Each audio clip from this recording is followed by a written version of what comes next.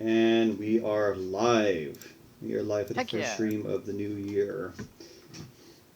Okay, let's send out everything.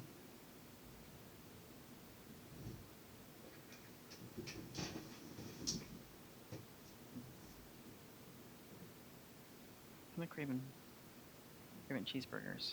Cheeseburgers are good. Do you like smash burgers? I like smash burgers. They're tasty.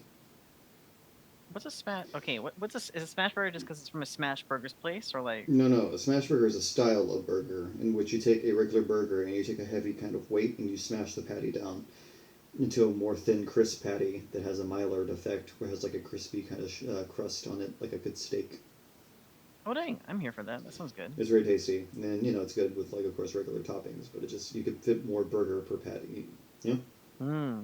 Like you can have like a triple patty burger, like you do, it's a quadruple patty burger. It's not like as crazy, because like thinner burger. Thinner. Okay, I gotcha.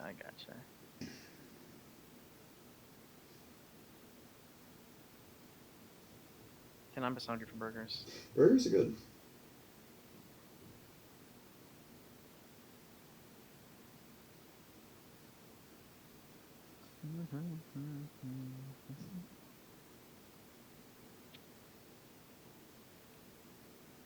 Let's see here. Welcome everyone. Welcome. For those of you joining in, welcome to our first stream of the new year. I didn't even realize. Thank you for catching that. Don't forget to drop a hello in the chat. Let us know you're having a good night, at least wherever you are in the world. Say hi. Like RJ and I are friendly people, at least we like to think so. This is true. Are we nice, RJ? Are we? I hope so. We don't bite all the time. We don't bite all the time, yeah. Bite unless necessary. Unless there's food involved and there's lots of biting. I have once seen though Justin get it into full territorial display. It was amazing. It was like watching a dreadnoughtus on the salt plains of late Cretaceous South America. Yeah, I do crazy things when it comes to food. He extended to a full height of like 80 feet tall. And he was flushing color displays on like his throat patch. I was going, where's my DoorDash? Exactly. It's like you become like a full on huge sauropod. You're just like. It'd really be that way. I'm like, when I'm hungry, dude. Dude, I don't blame you. Like when I'm that hungry, it's like I could like crop off pizza like it was little ferns. If I'm it's like the episode of Time of the Titans from Walking with Dinosaurs. Well, oh my gosh. Oh my god. My favorite scene, I'm gonna be honest, dude, it always sticks in my head. It lives in my head rent free. Is when the Allosaurus when it jumps. Oh yeah. It just rent free in my head forever. That's a cool scene, I'll never though. forget that. It's so sick because you have to remember that these animals are not like they're not like the size of tigers. These are like massive, like house, like bus sized animals. Just like just jumps on it. The power is amazing. I'm here for it. It's gonna be really cool. Yeah, I'm just sending my thing. We'll start in a little bit, folks. If this is your first time coming, welcome. If this is your returning guest, welcome back. We're just going to get ready to set up in just 1 second. Mm-hmm. Usually give everybody a little bit of time to usually get your art supplies together if you want to join us in this sort of this creative session. You don't have to do exactly what we're doing, or it's basically just a time to be able to be more genuinely you and to just kind of relax and have fun and let yourself be creative without restriction. Yes. Oh, hello, Duderson. Hello. Hey, it's Duderson. What's up, Duders? How you doing, buddy? Just listening to our banter about walking with dinosaurs. When do we not have banter about walking dinosaurs? You guys got to realize this. Off camera, guys, RJ and I are talking about dinosaurs all the way. Like, this is true. We write fan fiction about Big Al. Fan fiction about Big Al. I'm sorry, man. Yes, that's definitely what we do. Exactly. See, he's got to live my story. He lives. We're living vicariously. Big Al right now is living vicariously through us. Yeah. Rest in peace, King. He had a good run. He had a good run. Well, the good ending, yes. See, I'm trying to write the good ending for Big Al. See, that is my ballad of Big Al. Yeah, the Battle of Big Al was 2023. I know. This is Big Al's flop era. Ooh. Today, if you guys don't know, today RJ and I are getting back on the Primal Rage. I must have another some Primal Rage, and Yes. we are going to be taking on Blue Monkey today. It's The Blizzard. It's Blizzard, the supposed god of peace in the Primal Rage lore, and just your King Kong analog. Well, there's two of them. There's Chaos, which is the other one. But I always remember him as like the more kind of human analog because he's got you know Oh, he's humanoid. humanoid exactly, pretty much. He's anthropomorphic. Exactly. He's very He's very like anthro in a way. Um, but yeah, I remember when I was a kid, like my brother would pick Blizzard, and I would always go for like Diablo because it was edgy. Edgy boys. Edgy. But no, the edgy one of Blizzard is Chaos, which is like a red ape that like spews toxins and whatnot.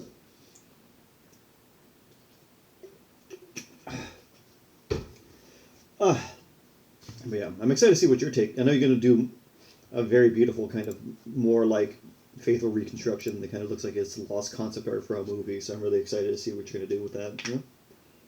You know me, I love that 90s. I love that 90s look. Dude, it's gonna be so rad. I'm just gonna be really excited to see what you take up on that. You want to give it like until? Dude. Yeah. We always come up with the most sometimes our designs are really out of pocket. Both of us come up with some pretty wild stuff, but it's super fun. This is true. This is very true. With that being said, though, like we'll start at like 6:10.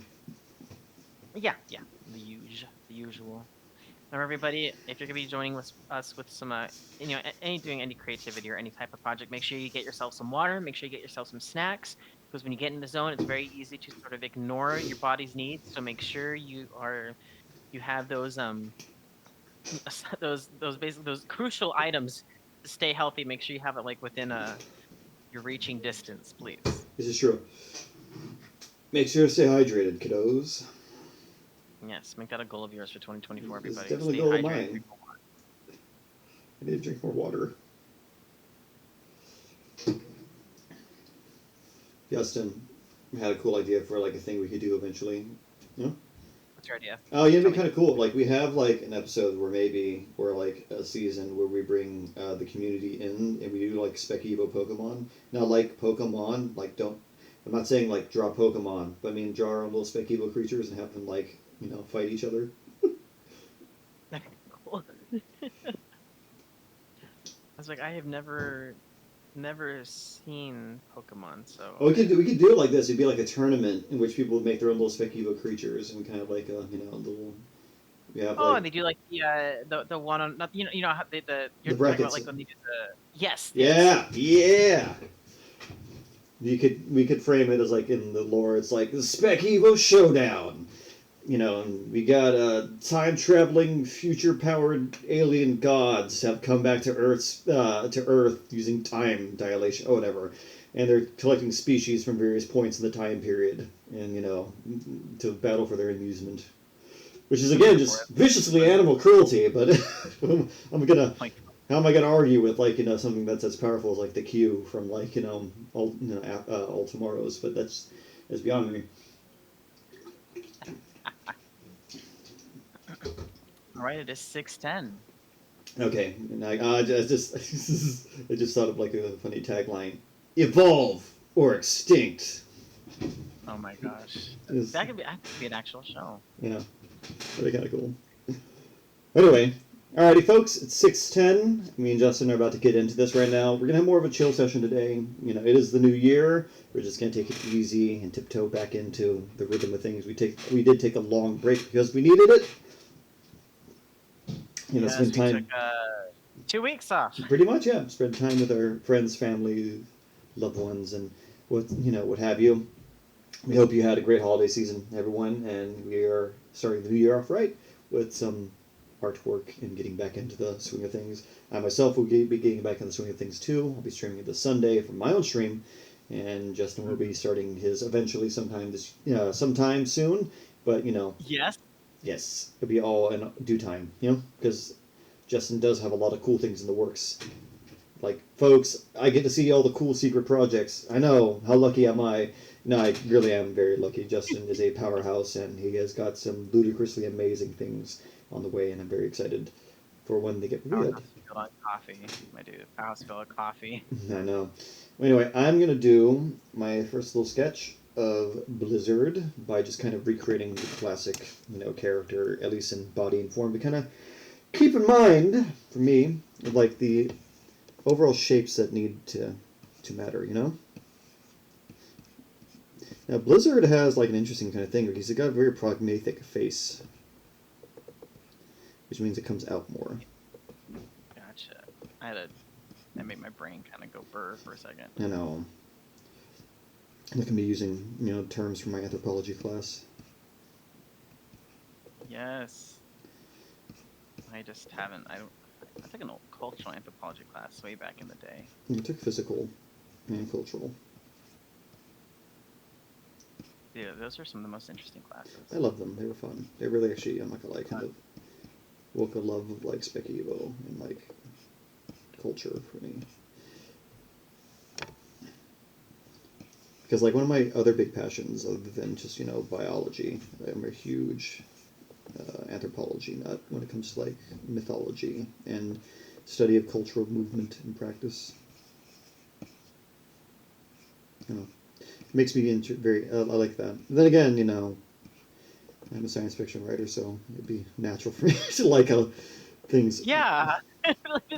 It gives you it's basically just information that feeds your creativity. I know, that's how I kind of see it. So I'm just going to be doing a generic, as I see it version of Blizzard, and he's got this very like. He's just King Kong, like big ape He's big monkey, but he's cool monkey. Yes, he is.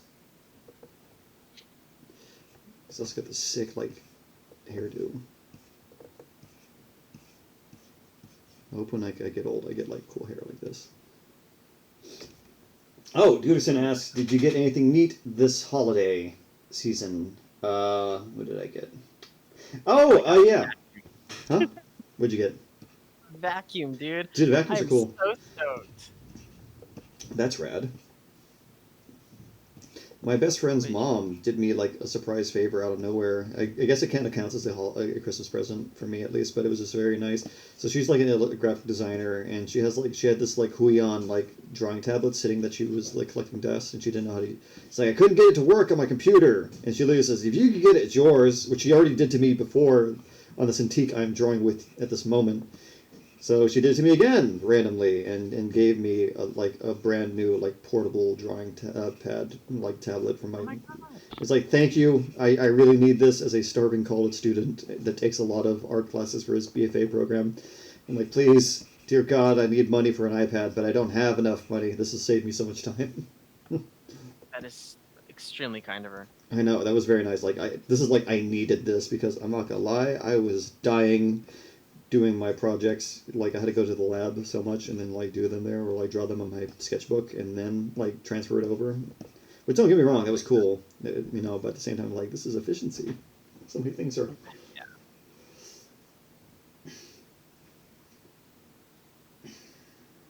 Nice. I see you doing the skull. I'm trying to do something here. He's coming along.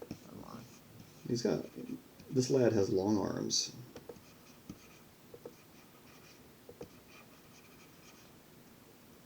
I like how this is just kind of like right up your alley though too, with the whole anthropogenic like figures, because like anthropomorphic figures, because the shapes and primitives are something that you're very much used to. Yeah. I'm just wanting to like. Yeah, we were just doing this recently. You did see me drawing some cool post-humans. Oh, it's DigiZ! Welcome, DigiZ. Welcome. We are doing pretty good. We're just catching everyone up on our little vacation time we took for our little brains to heal.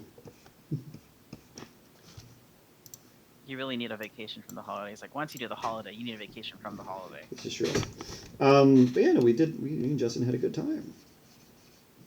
Justin did a lot of cool things. Do you want to recap the gift? You got yourself a sick vacuum. Yes, I got myself a new vacuum. Yes, that's one of the most exciting things. Guys, when you get older and you just realize like how hard it is to keep things clean. So thankful for the vacuum. Oh, I was so excited. Vacuum. That's probably like it's the best thing else. Vacuum changed your life. Dude, vacuums will change your life. I swear.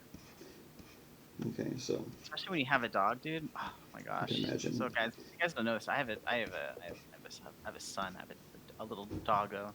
He's not really little, but he's part lab and part pit bull. And so when they're part pit bull, they shed year round.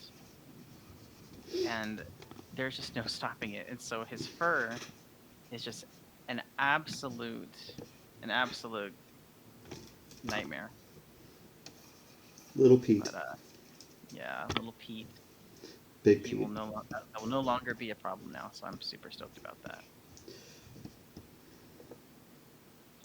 And I just have to say, Blizzard is a unit. A unit? Yeah, he's got massive arms.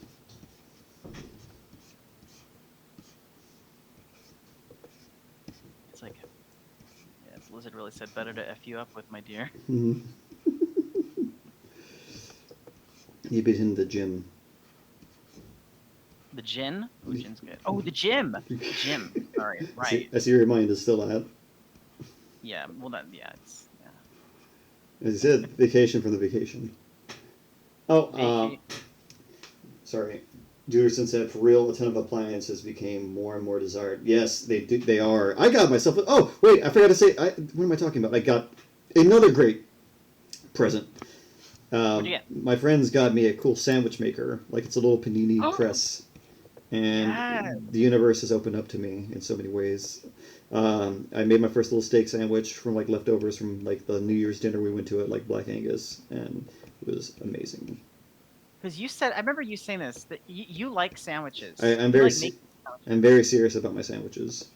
Yeah. And from what I remember, didn't you say that they have to be hot? You cannot have a cold sandwich? Yeah, that's just kind of my thing. Like, I know, very bizarre. I completely acknowledge it, but it's a textural kind of thing. I don't... I just don't like a cold sandwich. It's just me. It's a textural thing. Something about it just, like, is very uncomfortable for me. I like a good... You just don't want a soggy bowl? Yeah, exactly. I want a crisp, hot panini or warm sandwich. And to me, it's just, hot take. I think that's just better. I think that's a superior sandwich, in my opinion. Yeah, it sounds like a superior sandwich, to be honest with you. Exactly. It definitely does. It's like, don't get me wrong, a cold cut, like, I'll eat it if I have to survive. If I have to survive. Yes. But, like, if I'm gonna eat a sandwich, I'm gonna get myself a nice, like, panini, real cheese, a nice melt, something. Oh. Make it lavish and delicious. I'm here for it. Yeah, see? Okay. So, I'm not going to go too hard on this. It's literally just kind of here to get an idea of what this dude is. So this is like a very generic kind of Blizzard. He's kind of got like gibbony or like Ardipithecus kind of proportions. He's got very like, yeah, he walks on two legs. Oh, well, we got 5 viewers. Cool. Welcome, everyone. But he's got long arms, And again, in the game, he's portrayed as like he can do both. He can walk on two legs, or he can knuckle walk if he wants. But I'm going to be doing something a little interesting. But first, let me plot out the key parts of the anatomy to keep in mind, as I have been doing for each session so far.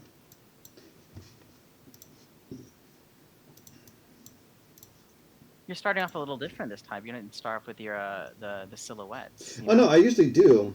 Well, I've been actually just more consistent with what I've already doing. I'll do the silhouettes after this. Okay, gotcha. I'm just trying to figure out, I'm just trying to keep in mind, like, what is Blizzard, Mm-hmm. Like, what is Blizzard? What is Blizzard? I should really work on his eyes just so I can have an idea of what I'm doing. So Blizzard has, like, again, he's got this kind of low crown, like, he's got, like, a very flat head. It's very long. Mm-hmm. It's kind of like a gorilla, maybe like a little bit like a chimpanzee or like a drill. He's got a thick neck. This lad has giant traps. He's thick. Yeah, he's pretty thick, I ain't gonna lie. His shoulders are massive. He's also got a very, very large chest. He's got a very well-defined torso. He's a very robust, muscular creature. So, that's important. He's using physicality. Of course, he's got that white fur, kind of like a polar bear. It's giving like very much like what you would imagine in a kind of, I guess you would say, the like cryptozoological sense of like a yeti. Mm-hmm. Or an abominable snowman. So do the limbs. Blizzard is Jim Goals, yes, this is true. He's also known as the god of peace, so he gets swole for peace. That should be everybody's everybody's goal when they hit the gym, that they end up with the nickname of Blizzard. You want to be known as Blizzard. This is true. You want to be the Blizzard because your body is so the cuts are so cold. The cuts are so cold. Because you're like cool cuts, get it? And that's a good one. I'll give that one too. That was actually a good one. See, my brain is amazing sometimes. Oh, real quick. Hey, RJ, what is your favorite... Oh my god, that looks terrifying with those eyes. Oh, sorry. What is your favorite interpretation of King Kong? I think mine is going to be very, very much like telegraphed from a mile away. It is King Kong 1974. I'm just kidding. No, mine is King Kong 2005, Peter Jackson's A1. Come on, how would I not go with the one with the Spec Evo lens? Like, they made a whole lore book for that. Like, it was like catnip for me.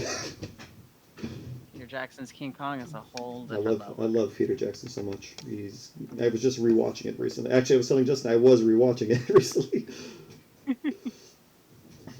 It's just good movie, good as a world building, good inspiration.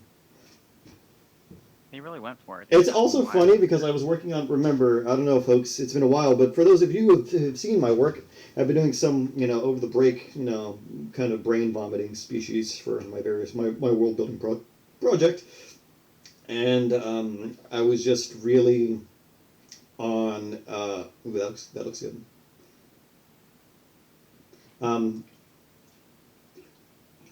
My fictional landmass in the Indian Ocean, which ironically enough is not so far from where Skull Island is in the movie.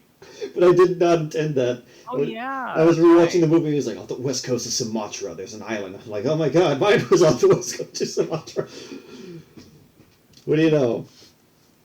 But it's okay. But no, yeah, I love Peter Jackson's King Kong. However, which you'll see, if you want to make a large ape, like a large primate the size of Kong, and I'm pretty sure it's been like a Spec Evo meme now for a lot of people, especially since like Mark Whitten did it, and that I forget his name, but there's like this YouTube artist I've seen that's been kind of doing cool like Spec Evo creature design, character design stuff.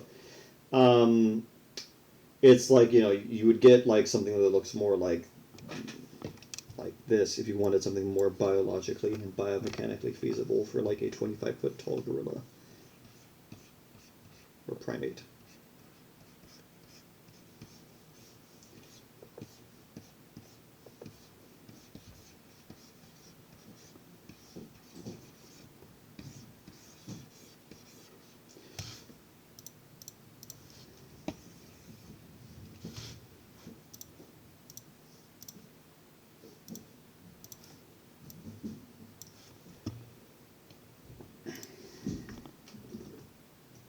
Sumatran rat monkey. Yes.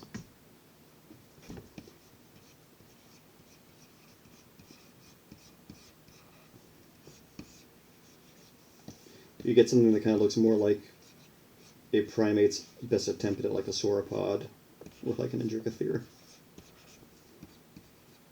Which again makes sense. If you're going to be that huge, there's going to be a lot of anatomical changes, at least on land. which still works out. It's still that terrified the hell out of me to see like something like this, walking at me.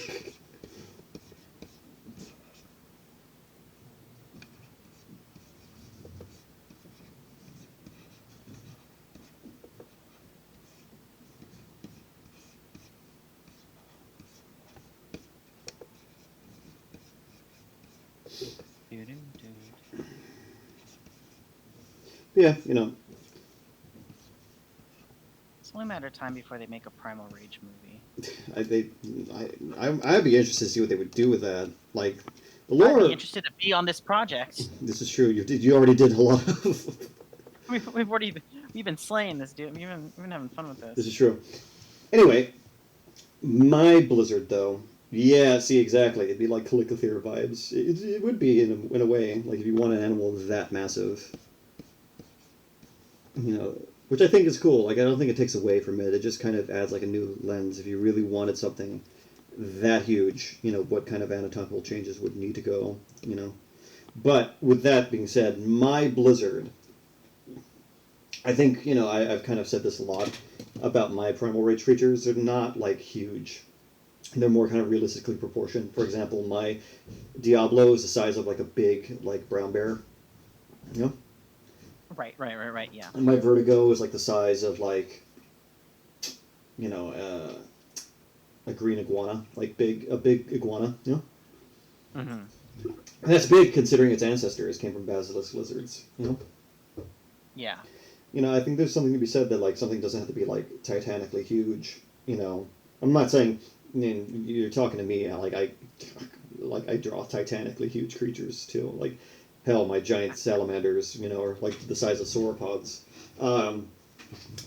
But that being said, I think for my Blizzard, I think the size of like maybe like a big chimpanzee, like maybe getting to the size of like a small gorilla, Like a George from I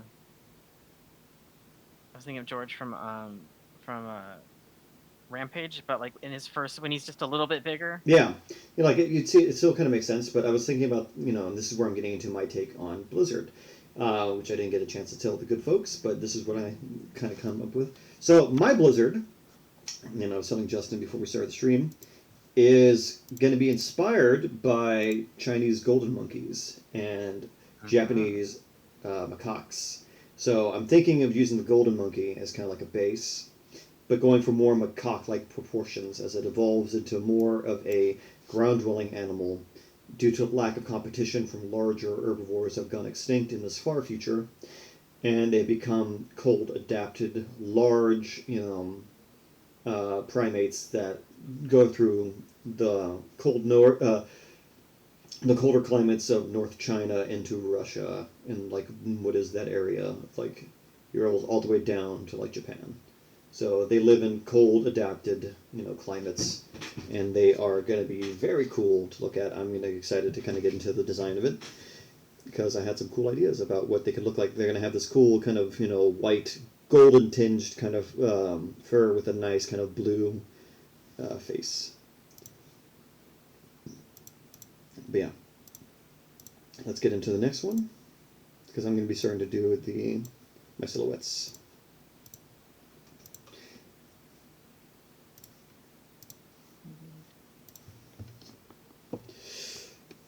So anatomically, my Blizzard's not going to be so different from like a gorilla, to be honest, since it's kind of another large primate that is convergently evolved, large size. So by definition, it's probably going to have similar kind of body traits.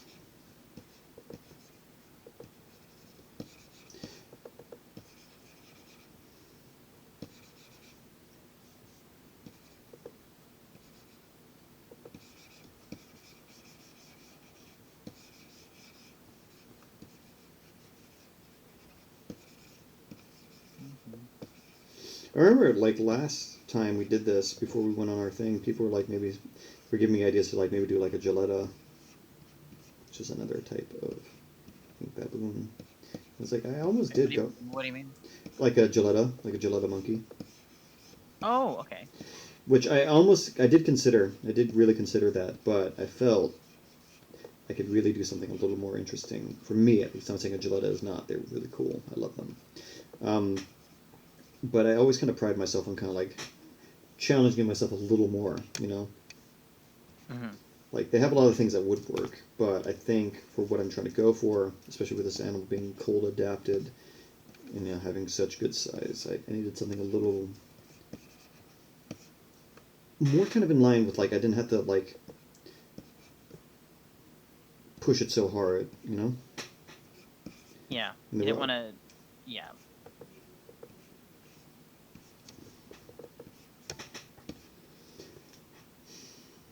So they have these very...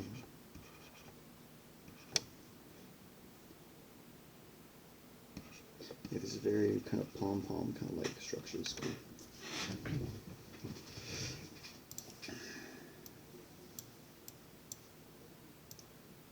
You know, and I was thinking also about the name God of Peace, which made me think of, like, you know, Japanese macaques just sitting there in their little hot springs looking all peaceful. Mm-hmm. So that also kind of played into what I wanted. I will never get over the chill in the hot springs. This just That's what absolutely kills me. That's goals for me.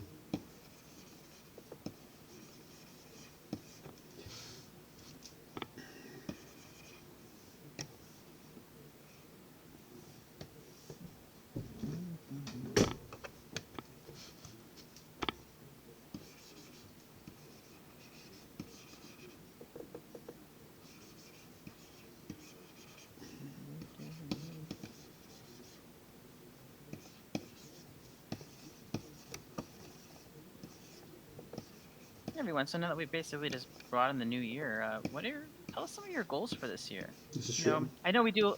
There's a lots of we like to say New Year's resolutions and stuff like that, which nobody really ever sticks really to. So, what are just some goals, some dreams that that you definitely know are feasible within your grasp, and you just kind of want to hit the ground running on this year? You know, what are you going to push yourself to do? Yeah.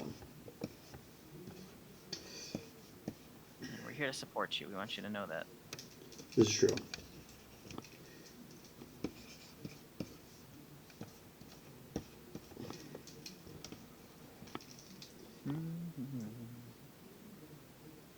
Funny enough, the Kong from King Kong vs. Godzilla in 1962 was based off a macaque. I can see that. That's pretty cool.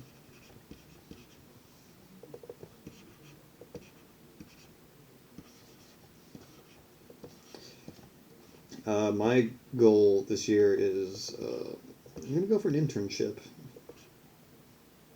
Ooh, okay. Your boy's gonna try and get his way into the industry.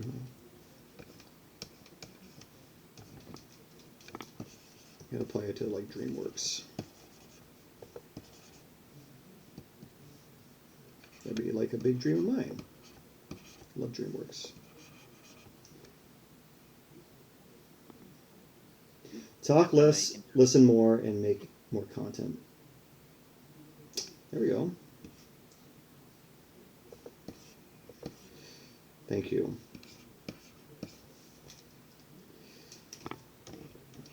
It's always good to learn how to be a good listener, too. To be taught. Yeah, very true. To be an active listener takes practice, and it takes time. So don't beat yourself up, but it's a good goal to have.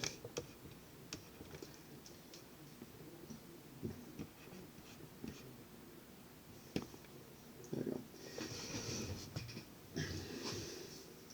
Thank you. That's my hope.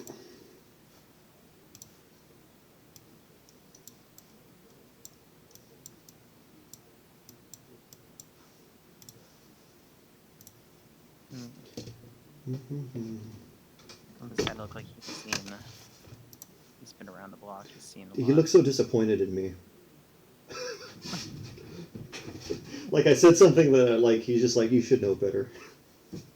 That's kind of the point. That's kind of, I mean, if he's supposed to be a god of peace, that means he has to see everything that has led to the complete opposite. You know what I mean? So he probably has a lot of disappointment and a lot of wisdom. Oh my god, that was beautiful. You know, so he's saying he's like, you know, the kaiju version of Tyr from God of War, the new one? I've never played God of So War, like so I wouldn't in know. that new version of God of War, Tyr, like the Norse God of War, his philosophy is that he's a God of War through peace. As in, like Okay. he's like the most zen dude ever because he's seen so much war. Yeah, see, that's, I mean, because, I mean, you would assume that they've been around for a while. Yeah, They just know that what doesn't work, you know? exactly. So I like that. I like that kind of look to his face. Now he's got kind of the stern, kind of stoic quality, like the Yeah. chill winds of the mountain. Something slightly sympathetic, you know what I Yeah, mean? Like he understands that there needs to be growth, you yeah, know? I like that. I like your interpretation. Like he either knows that you're well on your way or you need a little bit more guidance. But he's not afraid to like throw down because he's like he got skill. He sounds like if you talked, he'd sound like Patrick Stewart. I think we just say Patrick Star, and I was just thinking, it's a giraffe. It's a giraffe. SpongeBob. What a riot. Okay, I'm gonna do one where he's gonna do the obligatory stand up on two legs. Hmm. I'm gonna have him Sasquatching pretty hard right here. Yes, that Sasquatch walk.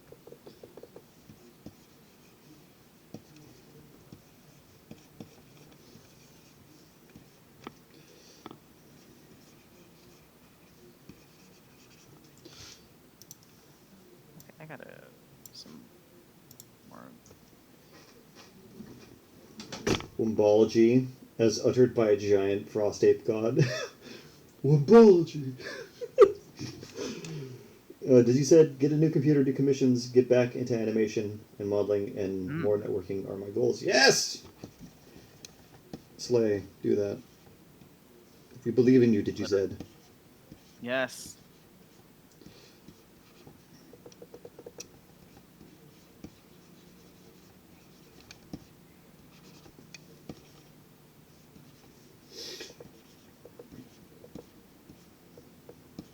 I've actually, but that would be kind of fun though, Justin, to do like a Spec Evo competition, Pokemon Brawl. But not actually Pokemon, folks, if you're just listening. Oh yeah, I'll say it again. So me and Justin were just kind of joking before the stream started, but kind of half serious. Actually, more so like, okay, we're probably going to do this at some point. But I just want to let you kind folks know that maybe I'm not saying anytime. Well, I'm not going to say anytime super far away, but sometime in the future, Justin and I would like to do a kind of like Spec Evo competition where we do like Pokemon style battles in a bracket system of your own Spec Evo designed creatures, and maybe for some prizes, something kind of cool. Maybe figure out what that would be, but also just for the fun of it and to kind of do some cool community stuff. Yeah, be a little bit more engaging with everybody, you know, let you know that that we just want to let you know that you're important. We want to see your skills. You know, people want to see you have fun doing what you guys like, and Exactly. if we can provide opportunities for people to do something like that, then we will. That'd be kind Heck of yeah. right. Exactly.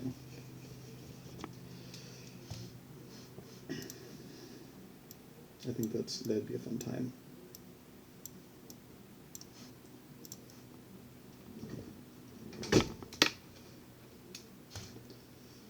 Should definitely save my work while I'm doing this because I haven't done that yet. Tagline will be "Evolve, go extinct."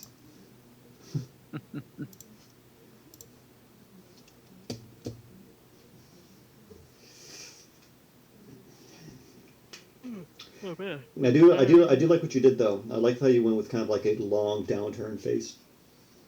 A little stylized look, her little. Then look, now he's got an afro. Oh my god! Myself. Throw me away, man. It Oh, looks yes. like. Is that going to go for the back of the neck? Yeah, I'm gonna see if I can get some forms in here. It's gonna help me get just his shape going on here. Go up a little bit more, for the people just coming in about like your process in building form. My form or my Mm-hmm. process?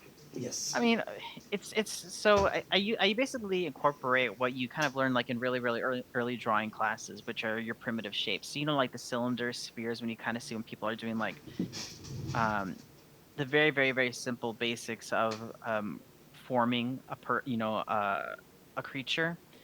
Um, so that's what I kind of do. I start off with this. I will just combine a whole bunch of shapes. You can kind of see here with the with the different colors here that these all start off as different primitives, and then you just kind of merge them together, and you start to slowly start to be able to push more detail into there. You don't want to go too crazy just yet, but you really want to get those primitives in there, and that's what I really like to focus on. I feel like it really helps with the silhouette of a finished product or finished sculpt, because those are going to be sort of the main forms that really catch the light and define the detail that lays on top of it. So you really want to get your primitives. I always say you can never you never spend too much time on primitives. Every bit of second time is well spent. They do help, kind of set your drawing up for something better. Mm-hmm. Oh no, sorry.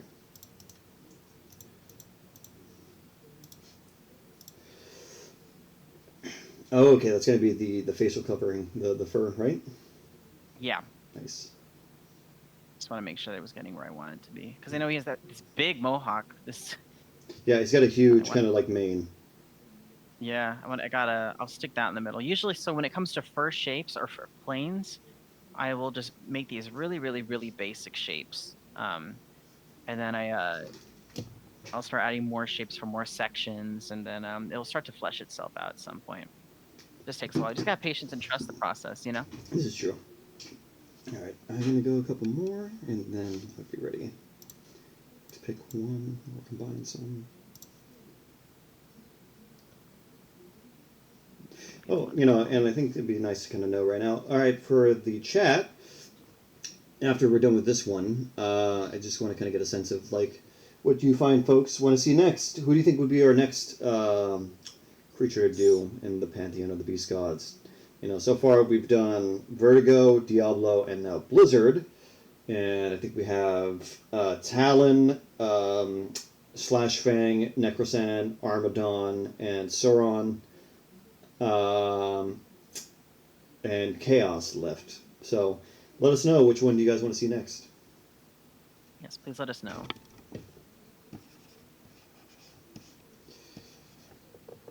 Okay, I'm going to play with more like... So I'm trying to make sure that I do some interesting poses too. Yeah, will this work?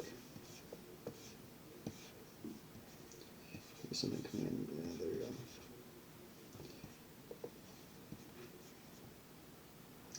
go. Duderson says Talon or Armadon. Hey. We got down for Armadon. Get a plant eater. Well, I think this is a plant eater too. I think Armadon or Sauron. So that's 2 for Armadon. Would you say like Blizzard's a plant eater? I think Blizzard's a plant eater. He gives me omnivore vibes. Really? Yeah, I can see that. He would eat like if he ate food, he would thank its food for its donation to his life.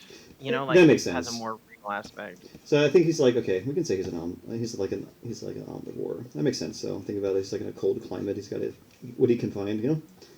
Yeah. What else is he gonna eat? Snow. This is true.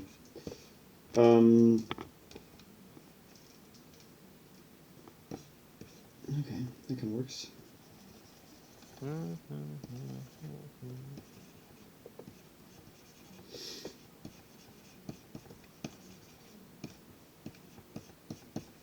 Somebody give him he's gonna have like a whole goatee and everything. Like my goatee? You're right. I actually trimmed my facial hair. It's not off, but I trimmed it. I thought you had a whole beard. I did, but I trimmed it. I didn't trim it off. It's not gone. It's just shorter because it was getting in my mouth when I was eating. When you're eating your sandwiches. It's just like, okay. Don't get me wrong, this is luxurious and regal, but at the same time, it's like, come on, man. I'm just trying to eat. I just want to eat my sandwiches. Exactly. Please, Exactly. I'm like,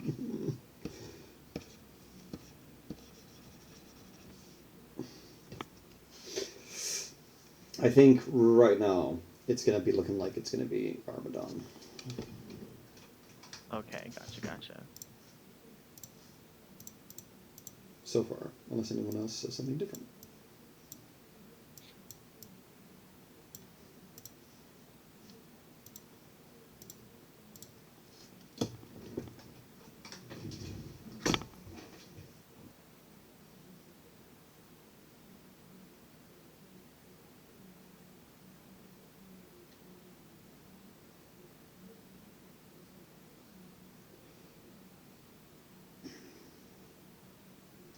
What Mhm. were you?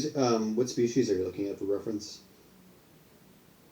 I'm looking at mandrills. Mandrill. Yeah, mandrill's got the huge like face. They also have very bright colors on their faces. I love. I really do like the bright colors. Bright colors are very nice to look at. They're very pleasing. Yes. You get a lot. If you got the blue toned skin, there's a lot of you can do with like the red. Yeah. Yeah, yeah. That's I think that helps because I mean he's generically just white and blue, Yeah. you know. Which I think there's a lot of room for interpretation. You know. Yeah. Let me see. Let me kind of think a little more.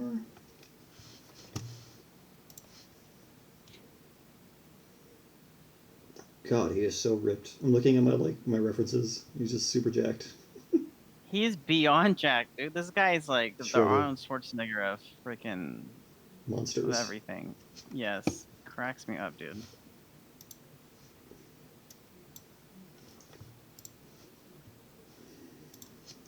Speaking of shredded, I should probably get to the gym. I know that's like the most common resolution everyone says, but like I really do need it. Folks, take care of your bodies in your own ways, in your own time, but little exercises here and there. For example, I Especially, gotta help my spine. You know, we sit around and draw all day, and it's not good for the back. yes, everybody.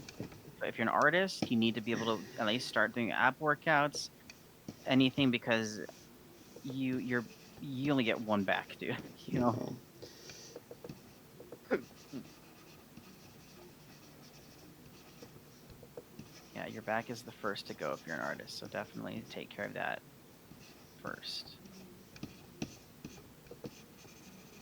I'm gonna give this guy make it look like he's wearing like a regal fur coat. Nice, He's just gonna have some. He's gonna be. I'm just gonna make this guy looking. like a king. He's gonna. Yeah, he's majestic. He's majestic in his own right.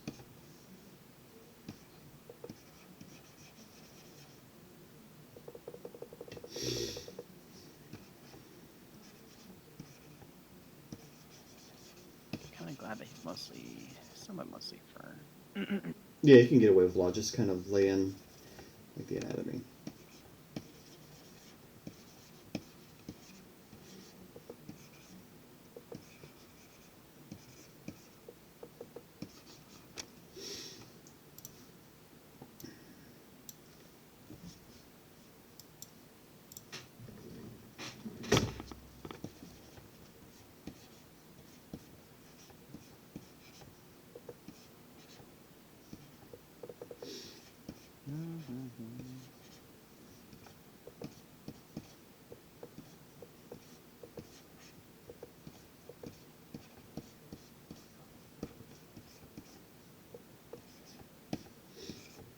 Maybe try. Would you have a tail that size? It'd be probably very small. But, yeah, it's worth a try. Sometimes, folks, you really just gotta play with it and see what it would look like. Yeah, it really be that way to be If it honest. don't work, it's fine. Let's move on to the next. Oh, you know, actually, hold on. This is a good question for the audience and for you. What things do Hmm? you want to practice on art-wise? Hmm. And that goes for you too, audience. Like, what are things that you kind of feel like you need to start practicing more, or want to practice more in your artwork? I know personally for me, I want to be able to learn more of what ZBrush has to offer as far as I want to be able to do more hard surface modeling Hmm, that makes because sense. I usually do organic and I rarely ever do hard surface. I want to get into hard surface. Maya's really good for hard surface. Hmm. And if you want to build some robots, that's kind of cool. Some vehicles. Yes, that Z modeler feature is just the best. But yeah, for me, I think for me it's getting more diverse in like what I can do. Like I've been practicing more body types of people and painting my skin tones because I want to Mm. make sure I'm diverse in features and yeah, more environments, like more props, more environments, more buildings, more cities. That's what I want to do. More cities and crowds. Like that's what I really want to get good at. Is like I want to start drawing like crowds of like hundreds of people. Gotcha. I know it sounds like murder, but I don't know. I kind of really want to challenge myself to see if I can like make interesting compositions with like a lot of people. Yeah. Oops,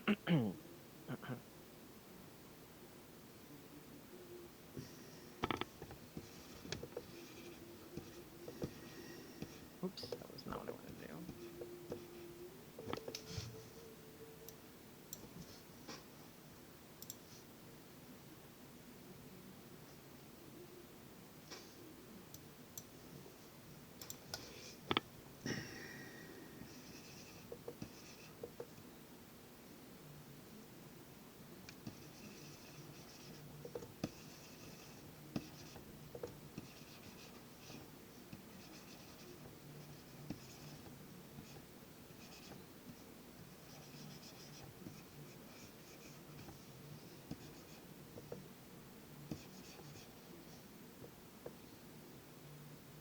Oh, Duderson said definitely human form, value, inanimate objects, and texture. Those are always good. It's good to get those down too. For me, it's just like doing more isolation in like practices of like what I need to be doing. Like I need to do more master studies, which I do love. I really do love them.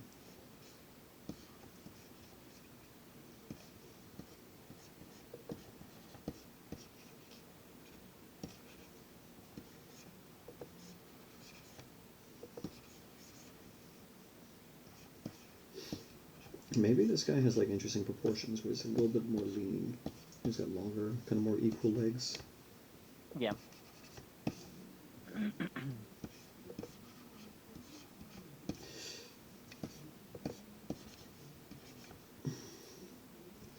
But those are really good goals to have.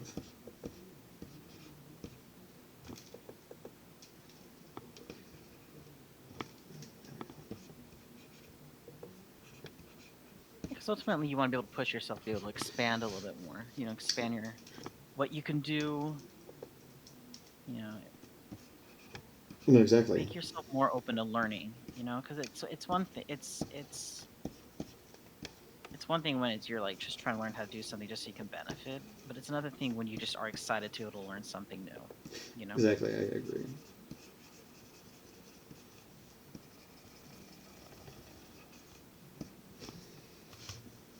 Okay.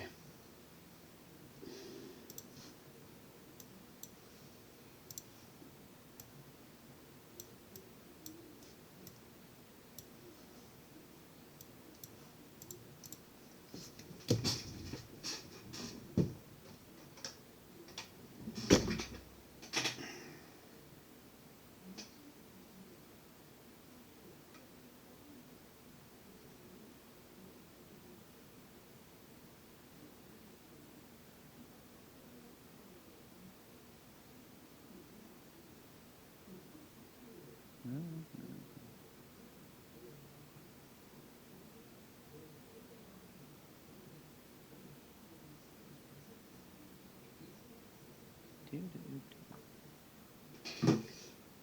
Okay, I got my silhouettes. I know these are all different kind of poses, but I thought it'd be kind of more fun to kind of really challenge myself to see what I can do. But yeah, let's see what my favorites are. I'm gonna put some checks on this. The numbers. Yes. There we go. 1, 2, 3, 4, 5, 6.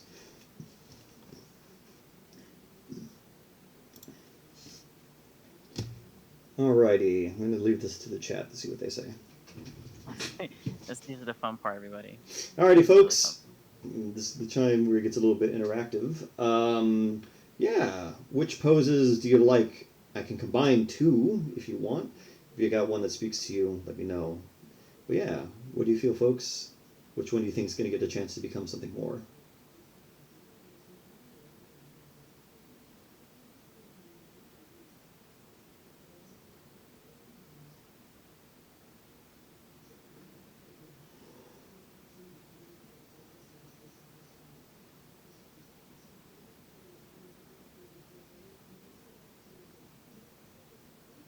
1 and 3 are eye-catching. 3 is pretty cool. I do like the kind of Bigfooty kind of stand. Okay, 1 and 3 are pretty cool. Bigfoot has a special place in everybody's heart. This is true. I'm vibing with 3 and Duderson's 3 and 6. Seems 3 seems to be the cross point. Mysterious third viewer. If you have an opinion yourself, feel free to say it too. Or unless you've already said hello and I've missed it. But yeah, feel free to message us at all or ask any questions. We do not bite. And that's looking cool, Justin. I like the kind of neck ruff you're adding. Yeah? Thank you, thank you.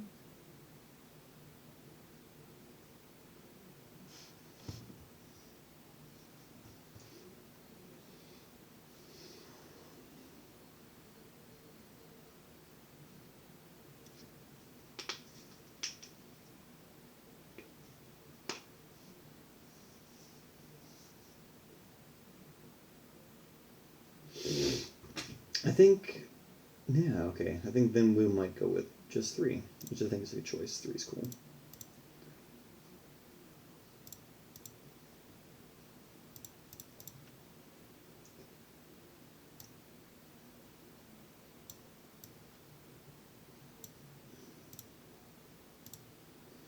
Congrats, 3. You're the pick. So we're going to go with 3, folks. I'm going to make another one.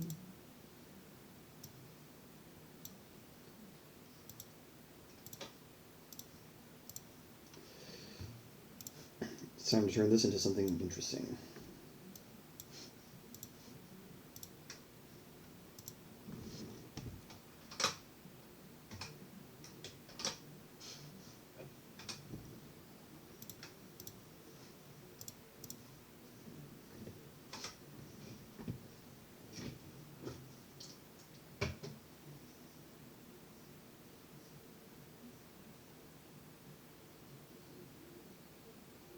It's got like a regal kind of like,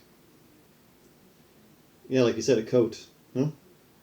Isn't that kind of where you kind of? How does your? Let me see yours. I'm gonna see yours. Right I'm barely starting on the model. Ooh, okay. Because we're getting into this right now. So let me start laying out my block store.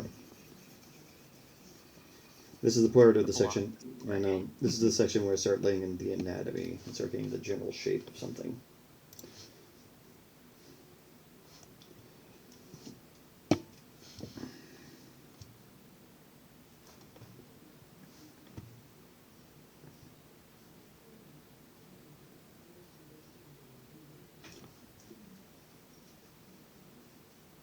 Oh, 3, did you say it says 3 makes you think of Kong Skull Island concept art because how striking the silhouette is? Thank you. I try. Succeed, my dude. Okay, so this is kind of cool because it's very anthropoid, so I can do more of the anatomy. Oh, Duderson said, unrelated, did you hear about Steamboat Willie entering the public domain?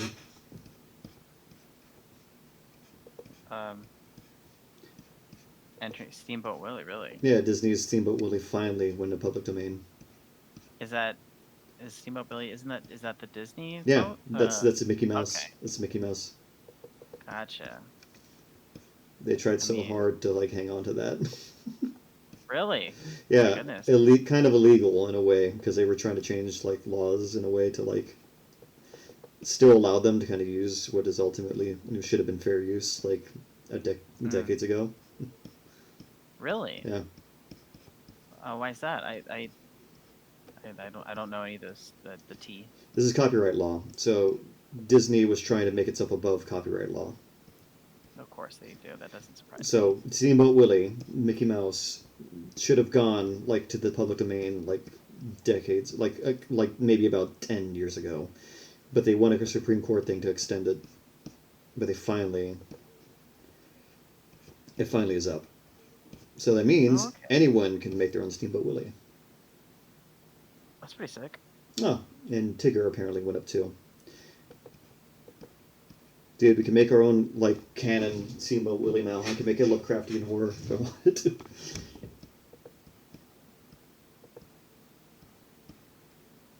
You ready for Lovecraft? Is that what I feel like that's what they made the. I remember when they made that Winnie the Pooh, the horror movie. Oh my god. I do remember that. Oh my gosh. I need more references.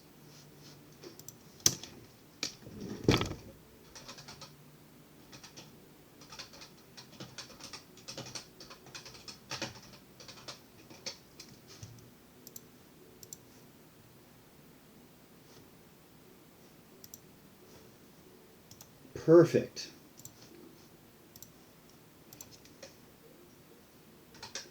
Make this guy look like a bust, like a statue, like as he was.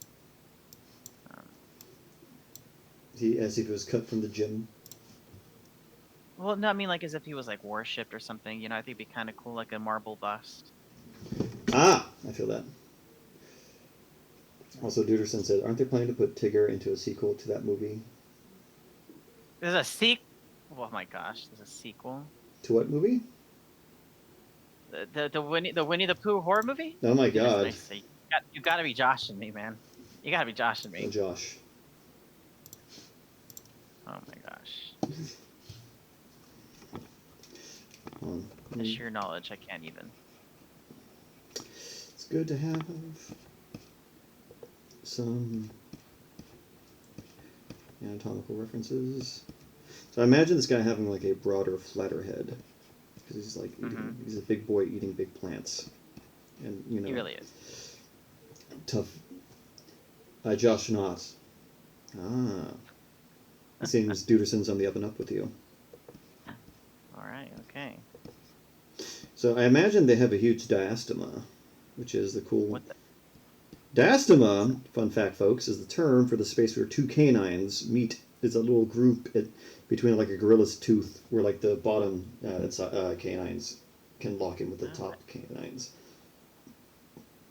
That's a fancy anthropology and biology term if you want to impress your friends at the next party you go to. Yes, I love. Okay, you have to admit, don't you love it when teachers will give you some kind of knowledge like that, and they'll say it like at the next like math party or something. You know what I mean? Like exactly. I love that stuff. I used to have this one professor, and he was talking about like as if like he literally would say like the math party, and he'd be like, you better pray to the math gods. It's such a cool guy. He was so cool. I absolutely loved it. It was great. I love it. I love professors like that. You better pray to Algebraion, god of numbers. Yes. Need more professors like that in the world. This is true. Okay, so let me just do my little blockosaur. Or block ape, I think. Block ape. It'd be that way. This is supremely rough, just to kind of get a sense of like the anatomy. So, that being said, let me actually think about the anatomy. So, this thing's like descended from like golden snub nose monkeys, but has more of a macaque kind of body. Let me find their skulls. Or their skeletons. That's their skeletons. Okay, cool. Nice. Rad. It's always good when you find the good material that you need.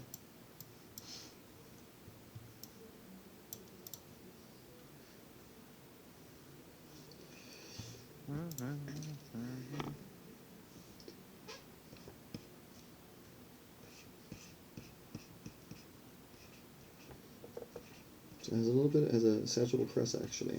So it'll probably be like something like that. Alright, let me think about the clavicles. See, this is...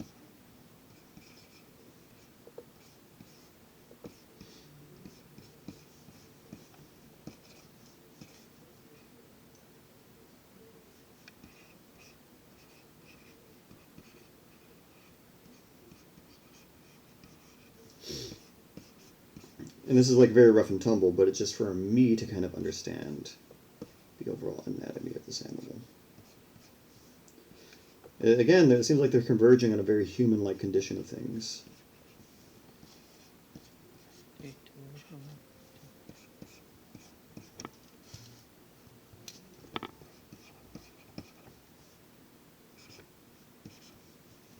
They have a very wide rib cage, though. Hey, grape ape. What? Grape ape is a perfect name. Is it in your... Dude, that just cracked me up. I did not see. Ah! That is funny. I remember that cartoon. It's a show about like a giant, like grape-colored ape that like goes on adventures. Wow. Okay. It sounds like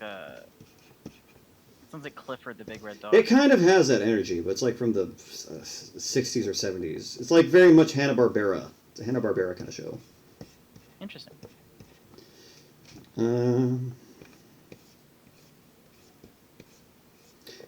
Like a lot of folks, this is one of my favorite things to do. I like drawing the bones of a creature.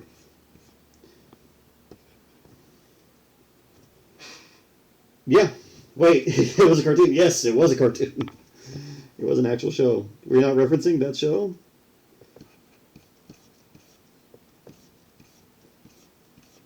If not, congratulations, you convergently evolved. The same name of a show.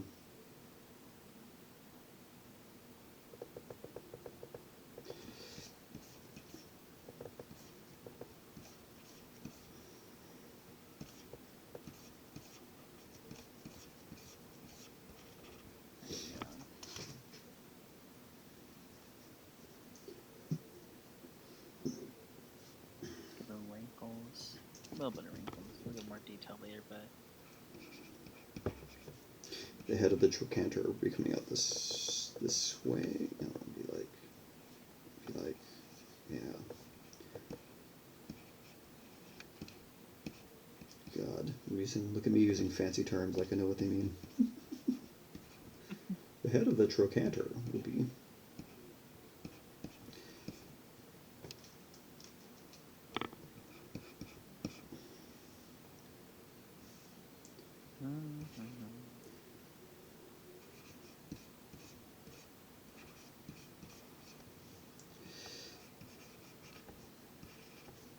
Okay, patella with the knee. Patellar surface. Okay, we got these kind of laid in. It's got the shoulder blade would be swoop up probably a little higher. There we go. And now to do the thing that I always like to avoid. I'm just kidding, no. what's the thing you like to avoid? I always get fidgety with hands. Not that I don't like doing hands, I just get lazy sometimes. Like, That's like the most common artist trope. I know, but like that's the thing is like I'm trying to be better. I'm gonna enjoy the hands. Okay.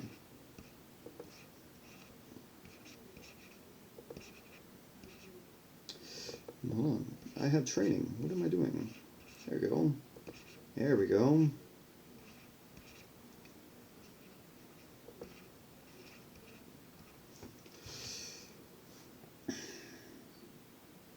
The Hanna-Barbera, Godzilla, and Scooby-Doo are the best, which is kind of funny to me that they actually have a good Godzilla show.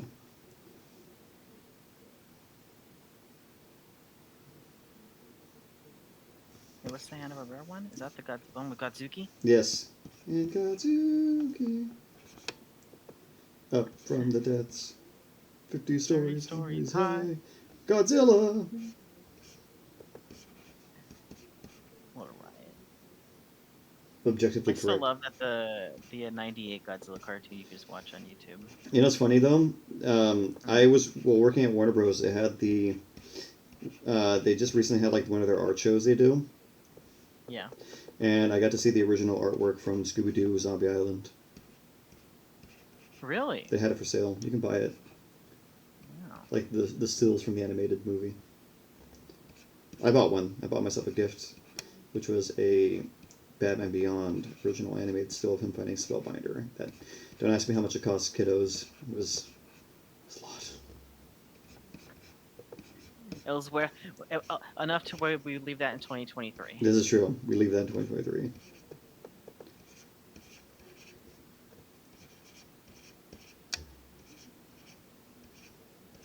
Yes, my big monkey. Yes, seeing a lot. I'm interested to see what kind of colors you're going to give him. Oh yeah, I don't know. I'm not even there yet. I just want to make sure that he looks, Regal. yeah, regal and old. Yes.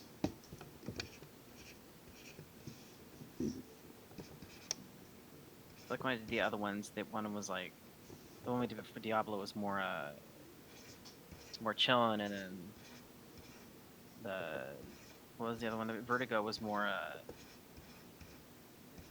just like more like monstrous, and this one, I feel like it's like we just go with a different attitude with each one. Yeah, I think that's kind of the thing.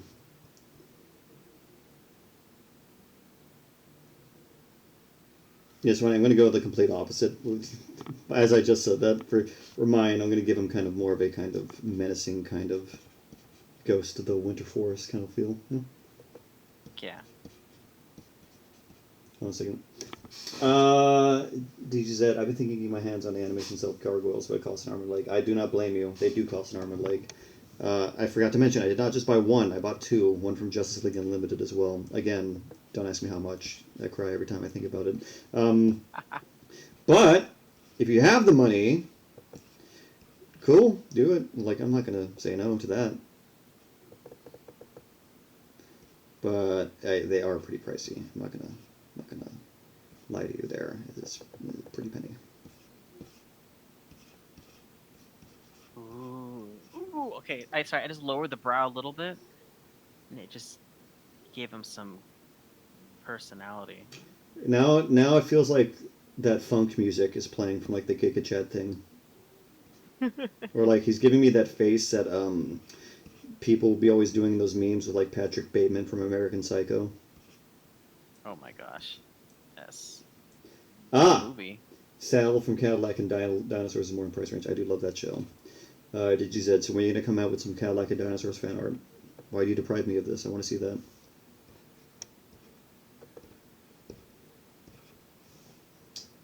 Don't hold out on me, did you?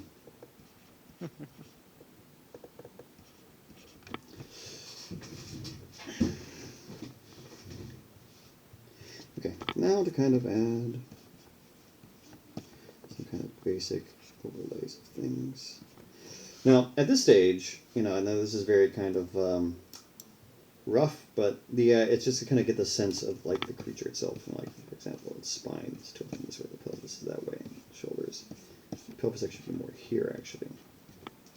See, there we go, more of a contrapposto kind of thing. Another fancy art term. Which pretty much means that, his shoulders and hips are coming away.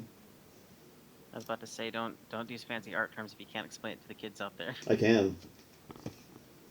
Good. Contrapposto means pretty much this. Click in, click out, shoulders, hips. The weight will come down on one leg like this, another leg, like there's the weight-bearing leg and there's the pose leg. You can do the arms like this, and like that. See?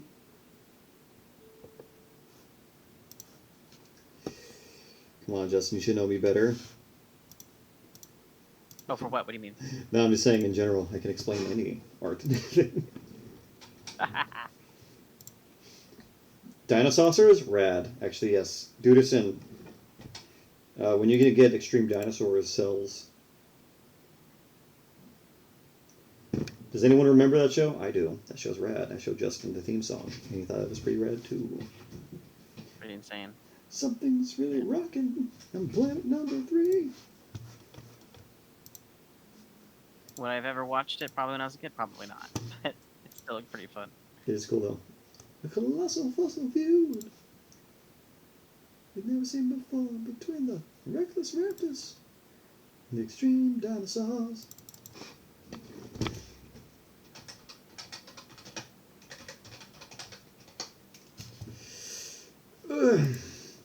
Okay,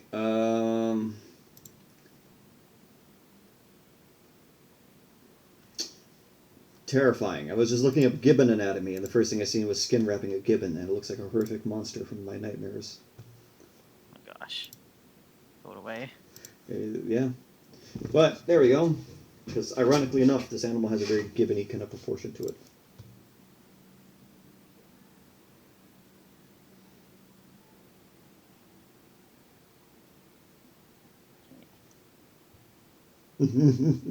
Yes, it is Extreme Dinosaurs. Peak. Okay. Okay, I'm going to start laying in anatomy. And then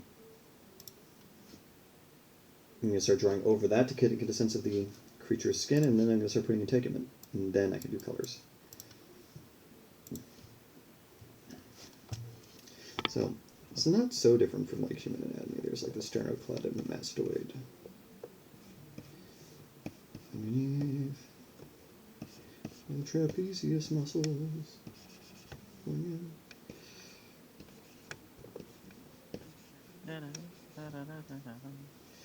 Okay, so we're gonna put that. I'm gonna start sculpting this guy's fur now. Do it. I think right now he looks pretty regal. He looks like he's seen a lot. He's doing a lot. He knows the primal, he knows the rage, and he says this is not the time anymore. Nah, he's wizened. Look at him, I mean, look at those eyes. Look at those eyes. Nice. Nice. So I'm gonna draw, so this would be the... The fur is always the really, I'm gonna be honest with you, sculpting fur is really, there's so many ways you can do it. It could be such a fun trip, or it could be your nightmare.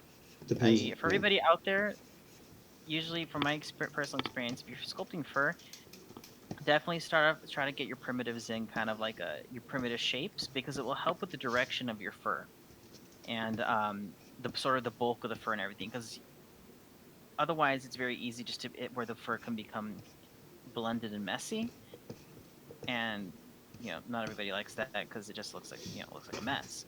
But definitely get your primitive shapes in there, and use those. And sometimes people will use, like, you can even use your primitive shapes to be able to do like planes if you need to do like micro or nano mesh. If you're having layering down feathers and things like that, definitely start off with getting your primitive shapes down. That's something you would do want to at least incorporate. It does It's help. like the same thing as when you're drawing fur, and you kind of draw like big kind of fluffy plumes before you start drawing all the grain of the fur, Yeah. You also want to like draw like another thing that helps is like drawing shapes of like where the fur is going to go. Yeah.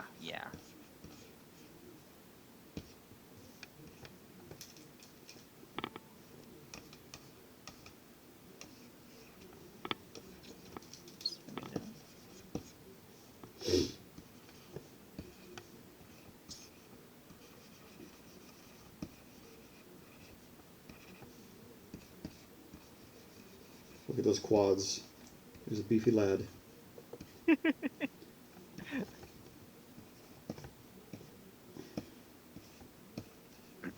So his trapezius muscles actually be like a lot longer.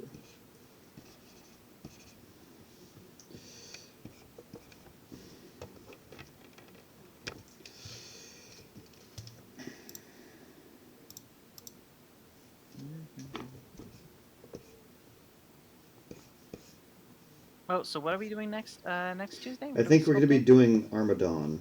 I think that was the one Okay. that people kind of vibed with. I'm down for it.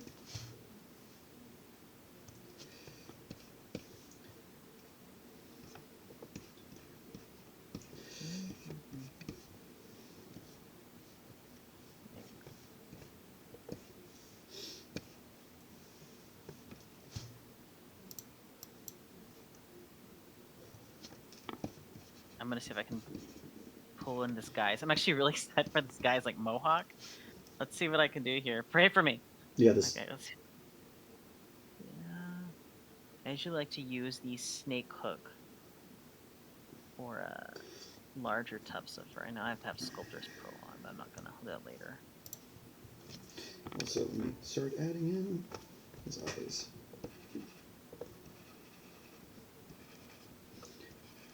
I guess I can put on once material.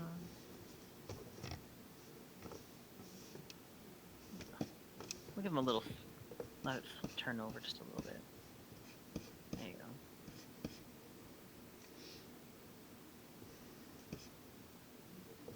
go. Actually, Justin, I will be right back. I just gotta go to the restroom. The floor is yours. Yeah. We will all be here. All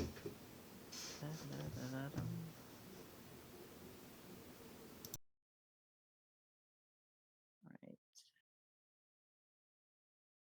Everybody out there, don't forget to, tell us what projects you guys are wanting to work on too. By the way, I thought we'd take this time to remind you that RJ and I have set up a community Discord. It is called, yeah, so it's basically just your regular JurassiCore Discord. A few members are already on there as well. We are still setting up the rules and different little regulations and things like that. So, keep it nice and clean. But that is still work in progress. So just to let you know that we are currently working on that. And a lot of the sort of competitions that RJ was mentioning earlier, sort of like the Spec Evo competition, the Pokemon styled one, that will probably be something that maybe would be hosted like in that environment, just so that everybody can kind of has a chance to be able to participate and share out, share off their work and their art, get a little bit of, some support there. So that is a current work in progress. In fact, I can actually, I'm just gonna go ahead and I'm actually gonna drop the link in just right now. So anybody who wants to be able to join in uh, early, just be mindful that we're still putting the rules. So be kind. But let's see here, copy.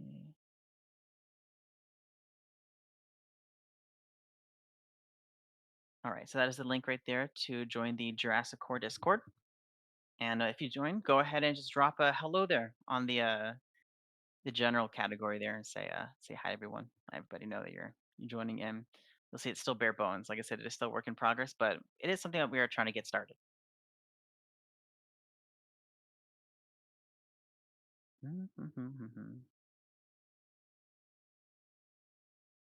da, da, da, da. Do, do, do, do.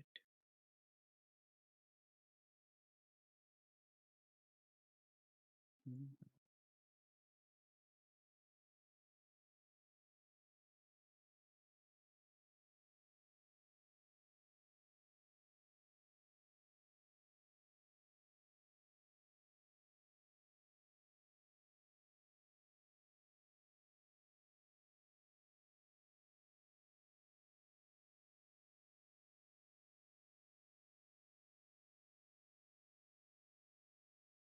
I see you've linked the Discord.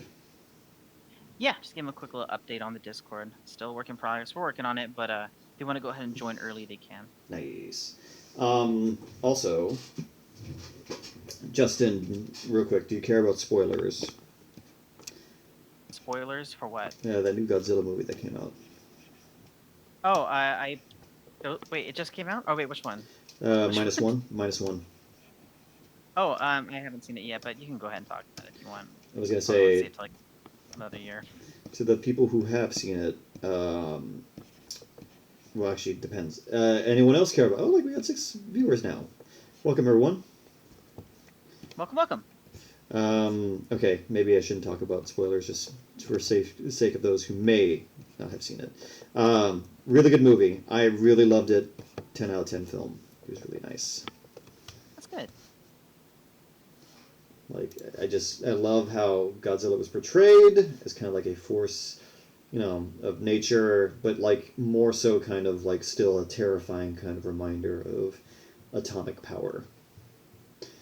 But also, it's kind of interesting that they kind of recanonized Godzillasaurus. It was a nice kind of callback. Oh, really? Okay. Yeah, that was fun.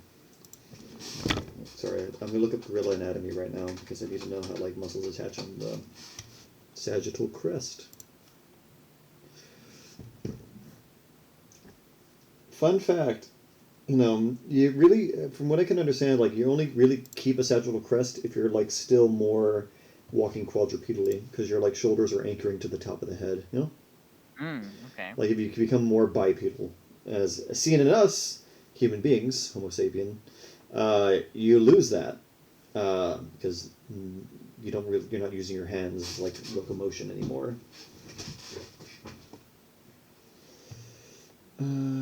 Where is... I know there's a lot of people are still into that though. Their exercises. Walking your A lot. hands? Yeah, I've been seeing people like on social media. They're just like really into like walking on their hands, like walking on their and everything, and then they end up like these really really bulked out like wrists. It's pretty insane. I kind I'm like, of... whoa. I want some bulked out wrists. Maybe it'd save me some pain in my hands. It could either that or it's gonna cause more pain. This is true. Because we're not really supposed to be doing that. I know. True. Let me see. I mean, hey, they can do it. See the muscle. Yeah, Go offsets. That's what I was trying to understand. Yeah, see. There we go.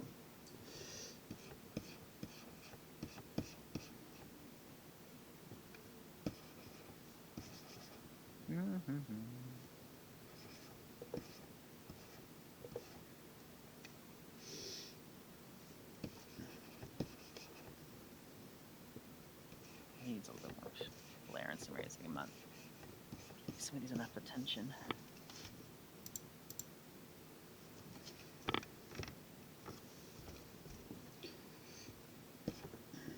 Actually, let me roll back time just a little bit here.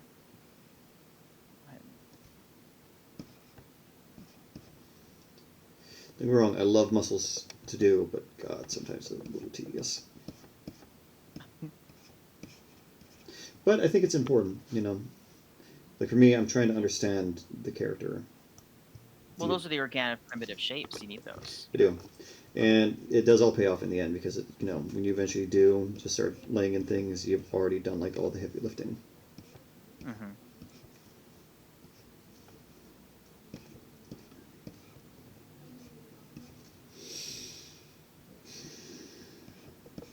Metallic monkey. There you go. Is it metallic now? It looks metallic right now. Looks like blue steel. Trying to bulk out his fur. It's majestic. So majestic.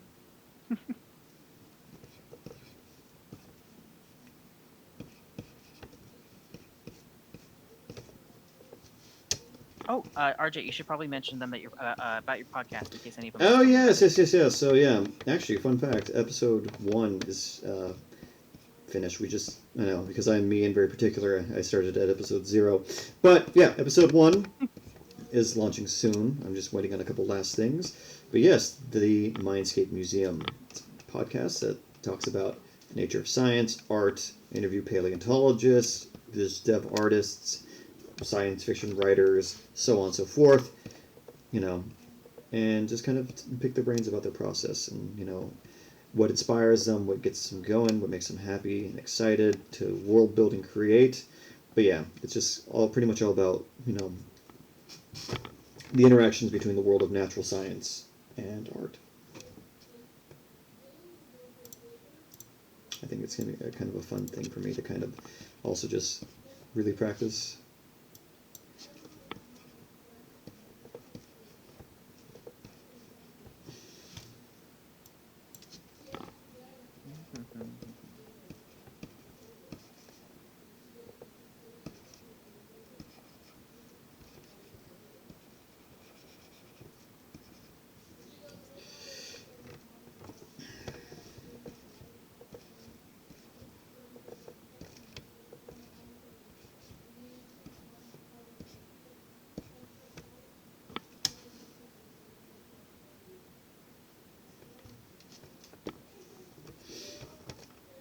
Yeah, so back to this though. I'm just trying to get my primitives in, as Justin was saying.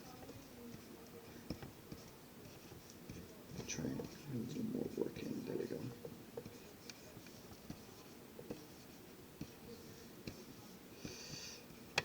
Again, this all does eventually help though and pay off when you're kind of doing creature design. It's good to know where these muscle groups are coming, laying in. And understanding human anatomy helps you kind of understand something. Mm-hmm.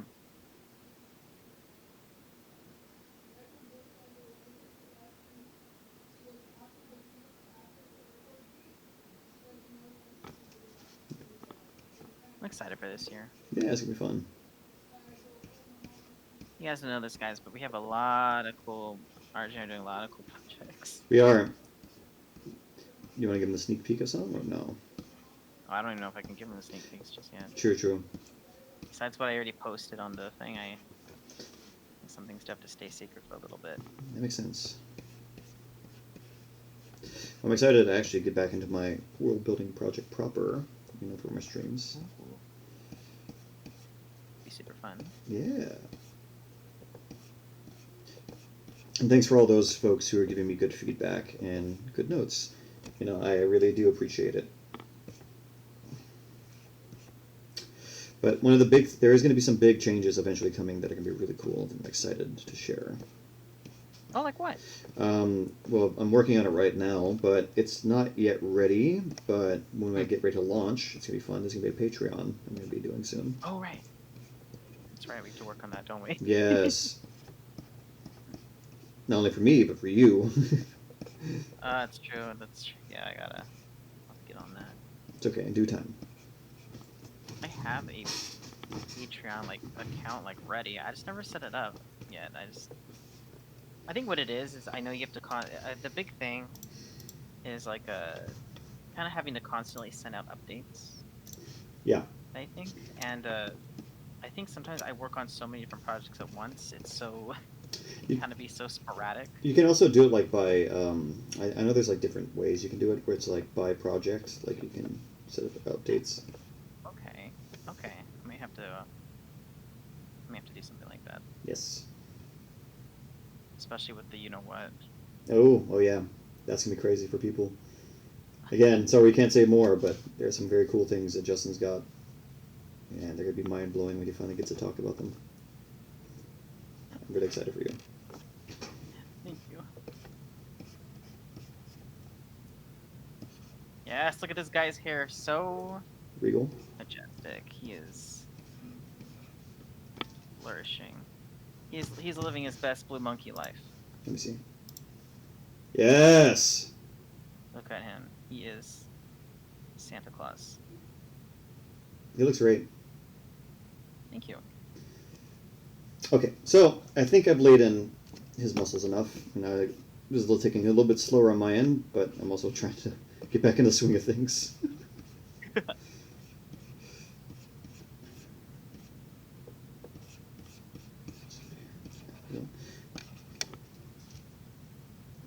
Alrighty, I'm going to start laying in my guy too. Heck yeah. So pretty much this method is just kind of helping me kind of understand more the anatomy of the creature. Mm-hmm.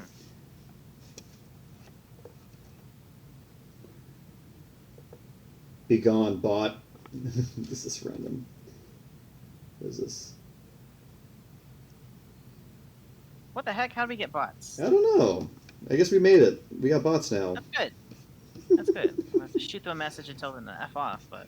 This is true. Leave us be. Oh, Ruiz is here. You have arrived. Welcome. The icon has arrived. Ruiz, the legend.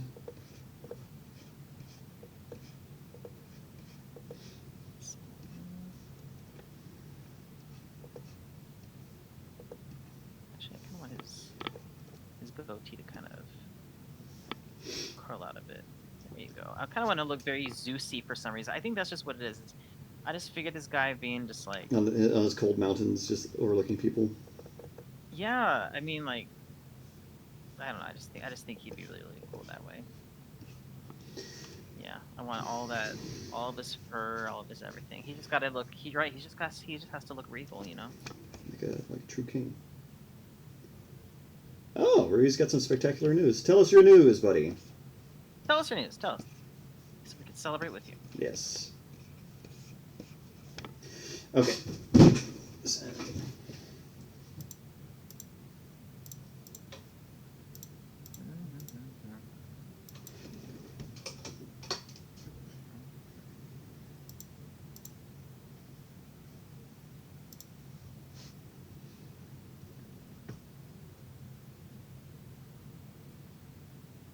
Oh, season 3 for his show has been confirmed, and he's storyboarding it. That's cool.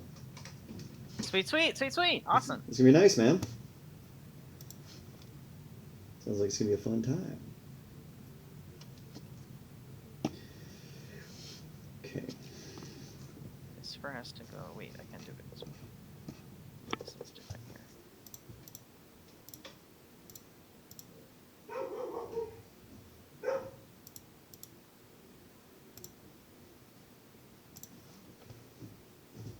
I'm excited. Is for this chaos theory kind of thing? Jurasin says yours is giving off kind of the Stonehenge kind of like statue face. Thank you, thank you. That's good. Thank you. That's a very good one. All right, let's see. Let's see what I can do. I feel like I'm so behind. Oh, please, come on. You usually fly forward at some point. This is true. That's one thing also is for a big goal as artists that we wanted to, that RJ and I have been working on, and that's sort of the trusting our own process. Because we usually say, you know, you trust the process, but it's one thing like when you just start self-doubting yourself too quick and not accepting like everything's gonna end up looking great, you know. This is true. But just gotta be patient. I do that way too much. We're all works in progress. But I think, to be honest with you, I feel like we're getting, especially doing this has been able to, like, the streams themselves, everybody, they actually helped RJ and I to be able to overcome artist blocks and overcome like getting stuck, you know, and also just starting and taking initiative in our own like projects. So if it's, we really do recommend any of you kind of maybe try, you know, to do something in a similar fashion, you know, like pretend you're talking to an audience, pretend doing streaming, you know, something that gets you going. Exactly. It does help, I'm not gonna lie. Yeah.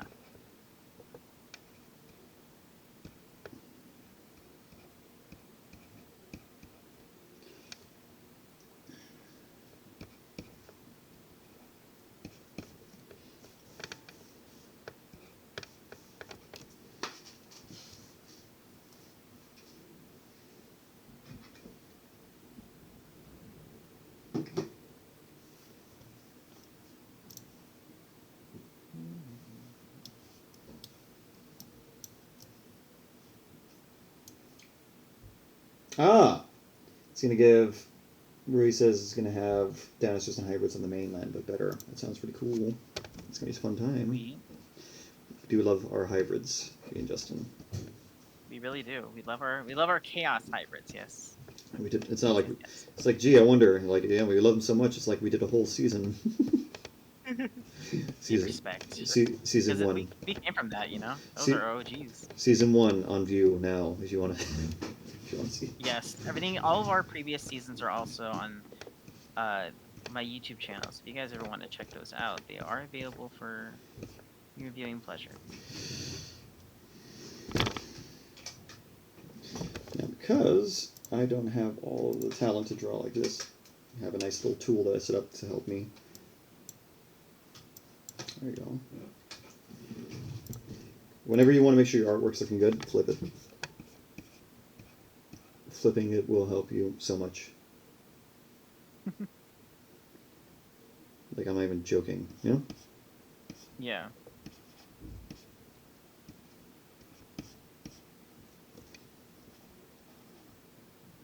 Yes, big monkey.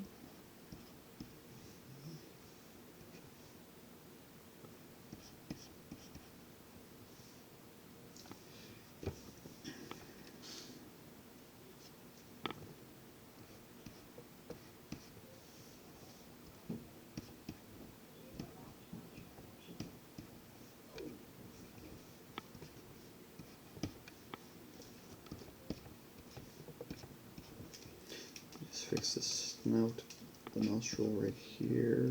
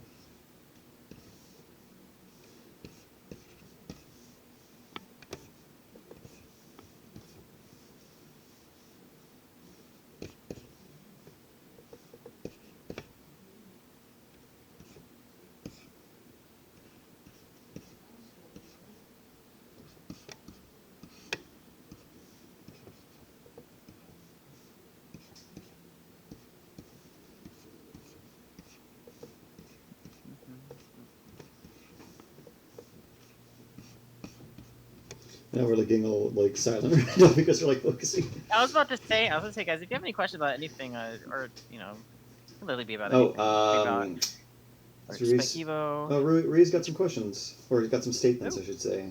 Oh, he's going to be doing the 1994 figure characters in season 3. You familiar with these nice. characters, Justin? Yeah, you already know I do. Got projects. T Rex Turner, Jaws Jackson, and Harpoon Harrison. Harpoon Harrison, yup. Scrap Davis, and Nice. our OG, our Dr. Snare, Dr. Snare. our icon. Nice.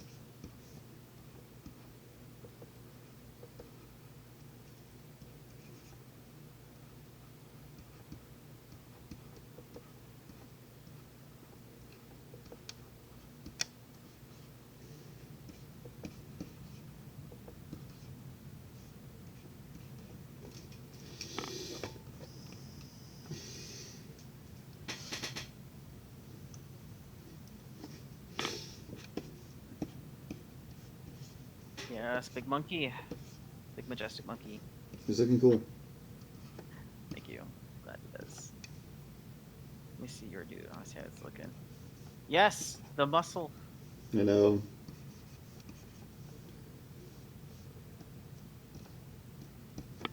If you guys didn't know this, guys, RJ absolutely loves putting the mapping out muscle on his sketches.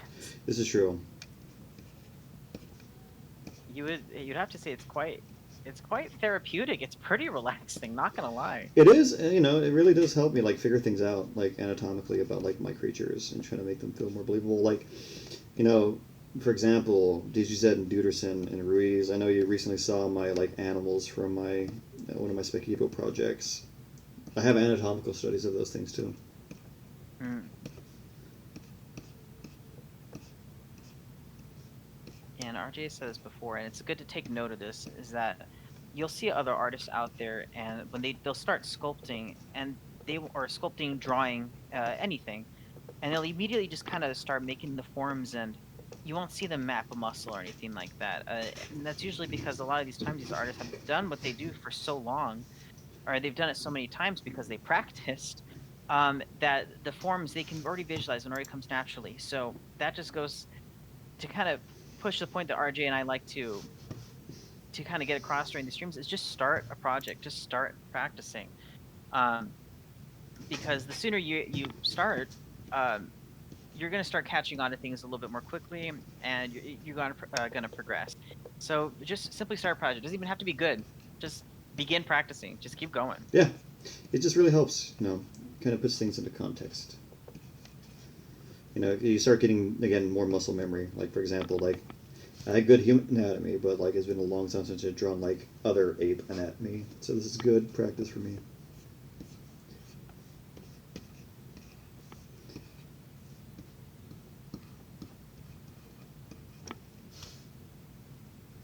And on top of that, spend some time to just get references together. Put folders on your computer, your hard drive. Just references. It's gonna make your day a whole lot easier, especially when if you're creating something. As RJ, but I will admit, RJ and I do procrastinate, and we will start getting references together like right before stream. I know. But it's only because we do have to do a lot of stuff. But definitely, references are your best friend. Definitely stack up on those Preferences. like chocolate candy bars, dude. They really do make a difference. Yes. Yeah, where's the 12 small spiral?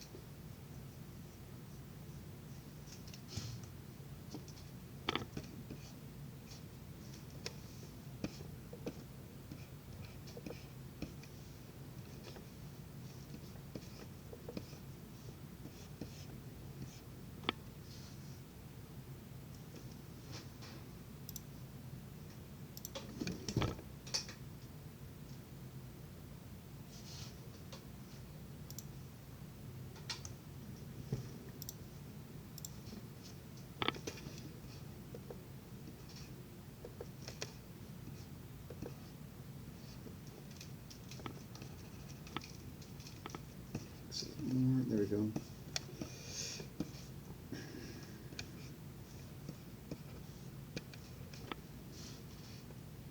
Yuri says, what do they got in there, King Kong?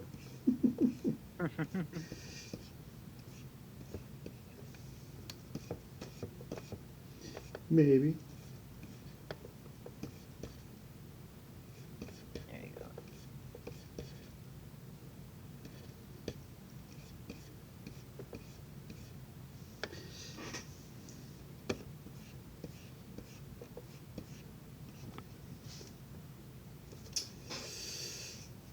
Now that's looking great, man.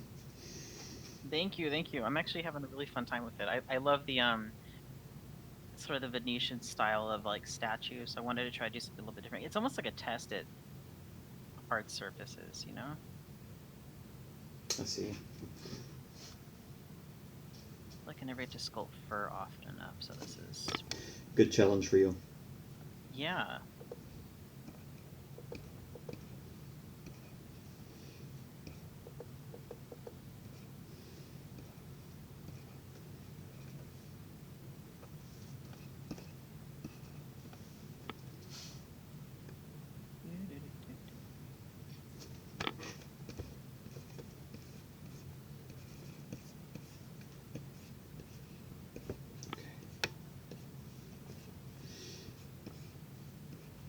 Part of me is feeling Wingstop.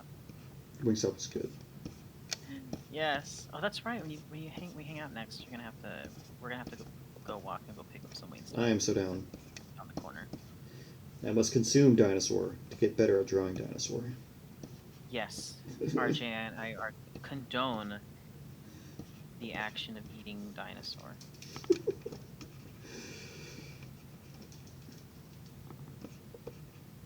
In all true seriousness, though, I think at some point I'm gonna try and go like vegan. Oh, okay. But for the time, Then we better eat as much meat as we can together before you do this. I know. This will truly be. Oh, did you say that had an interesting question? What is your preferences in gathering reference? I love the rhyming. I'm sorry, but what is your preference for gathering reference? Okay, it depends on the project. It really, really does depend on the project. I feel like it's best to the answer as we can really get. If you're doing anatomical, if you're doing an animal, you really want to be able to get, like, so, okay, for example, if you're doing something like on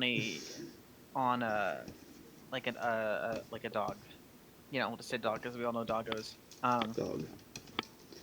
You kind of want to be able to get the best thing you want to do is definitely get muscle anatomy as much as you can. Get sketches, get and not just standstill poses, but you also want dynamic poses because you can see muscle in action that way. Mm-hmm.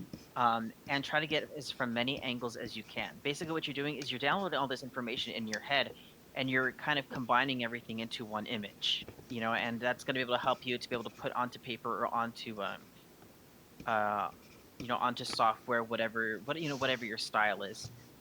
But definitely you definitely want muscle, and you definitely want dynamic. You want bones too, if you want animals. Yeah. You want. Especially because RJ was mentioning this before that in a lot of times when you draw art, you're never ever gonna draw. Nobody really ever draws a person unless you're doing like a piece of conceptual art that's gonna be like 3D render or something like that. No one ever draws a standstill, of a person, just T posing or an animal T posing. Usually everything's dynamic, so you want to be able to have that already in your head of how your creature or anything would move. And then unless you're doing like architectural type of things, then you really got to just take a look at inspiration from the real world around you. Yeah.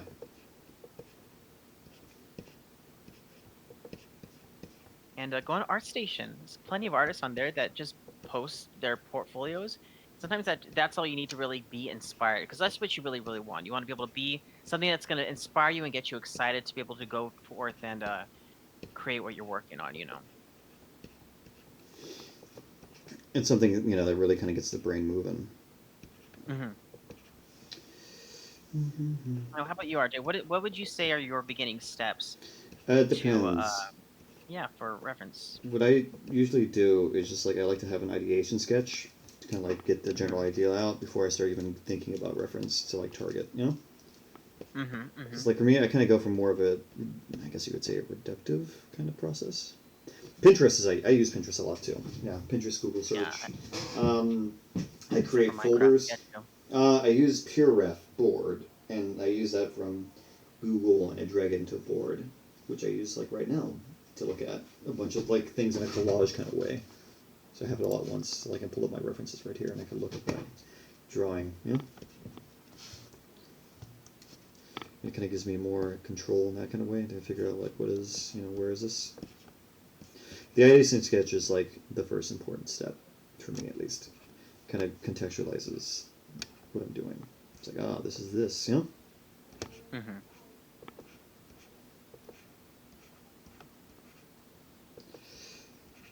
And once I get that kind of figured out, then I can start moving on to kind of like more refined things.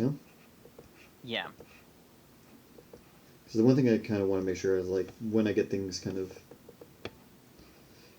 laid out, I want to make sure I at least have a good idea and base of what I'm trying to do. Mhm.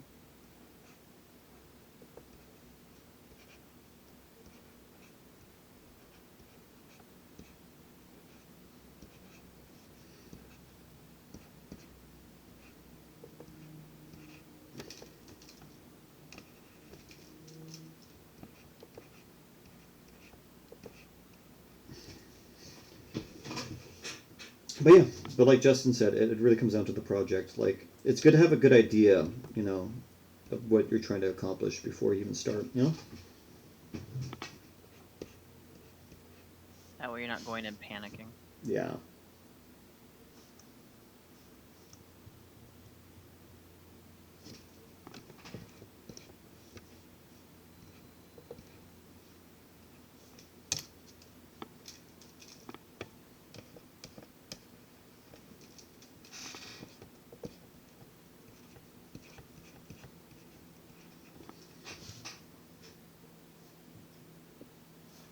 Mhm.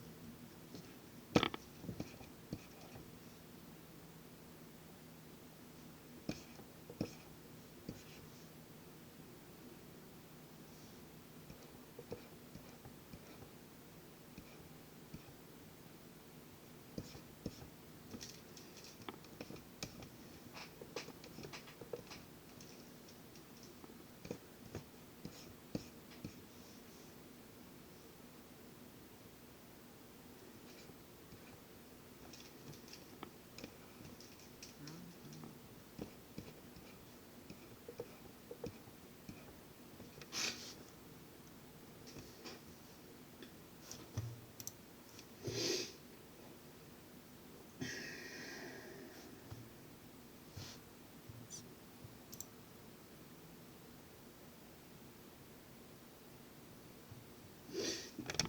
So yeah,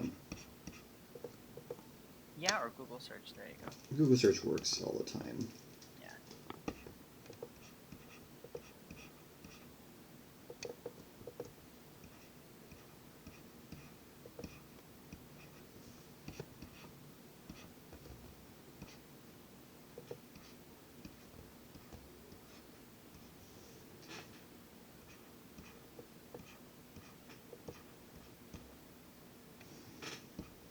Mhm.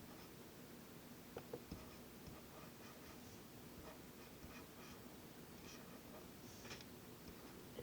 Oh, this guy's ready for more details than I can paint him. Yeah, he's looking great, man. Thank you. I'm not gonna lie. I'm actually kind of proud of this guy a little Yeah, bit. exactly. He looks he looks old. He looks grandpa. He looks wise. Yes, wise man, wise man, wise man.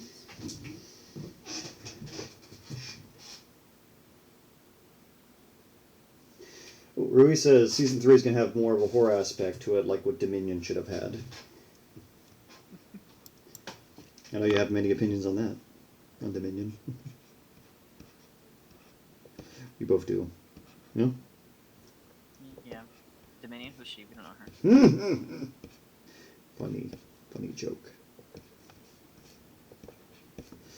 Okay, let's see. Ray says it looks like a baboon. I think you took inspiration from that, right? Or with mandrills. Mandrills, right?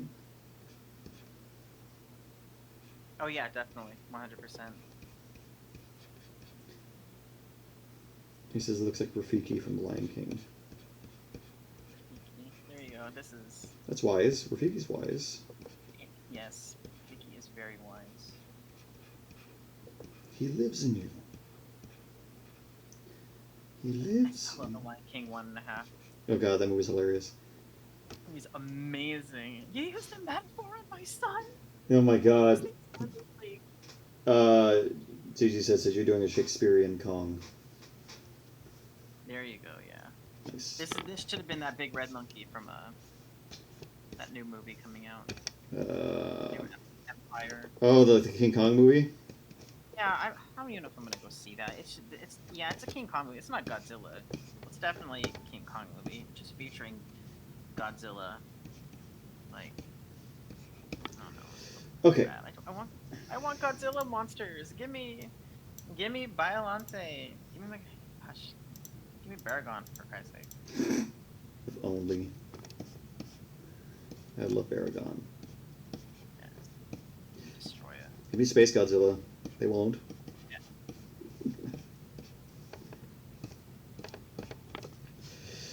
Give me the big freaking dragonfly. What is it? Megagyrus? Yes. Megagyrus? That guy is epic. Megagyrus? Gyrus? Literally D all of the above. I like how Duderson says, thank you, Justin. Speaking facts, this is true.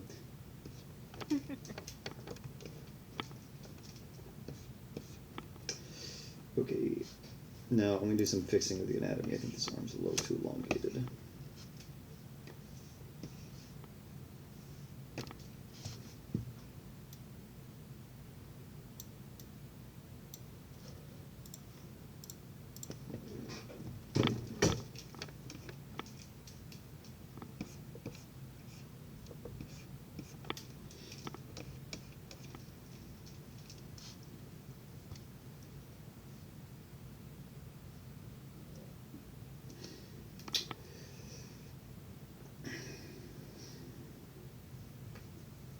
RJ, we got Space Godzilla at home. Shimo. Shimo. It's that thing. I know who Shimo is. It's like that new monster that they're trying to push. Is like the granddaddy of all Titans. Which is, again, I'm gonna be very honest. Like, it's kind of dumb. It's super dumb. I know, hot take, but like, I don't like what they did with like the monster. Shimo, isn't that what's this? That's the Candy Crystal Gamera, right? Yes. Okay, I remember seeing that one. I was saying though, just like they say it's like the ancestor of all like the Titans, and I was like, that doesn't make any sense. How does it make sense? Like you're trying to say these things are all like underneath one plate, so how is Kong related to Godzilla? Like, if they're both Titans, like. I really think they just kind of lost the plot on like. They lost the plot. Yeah, it's like, okay, you're trying to say like Godzilla was like this ancient Earth organism, but now you're trying to say there's like a lot of them, and then you're insinuating they're like mutated by like, you know, the Hollow Earth, and it was just like, I don't like any of it. No, that makes me grumpy. It does, and especially you, Justin, the geology major.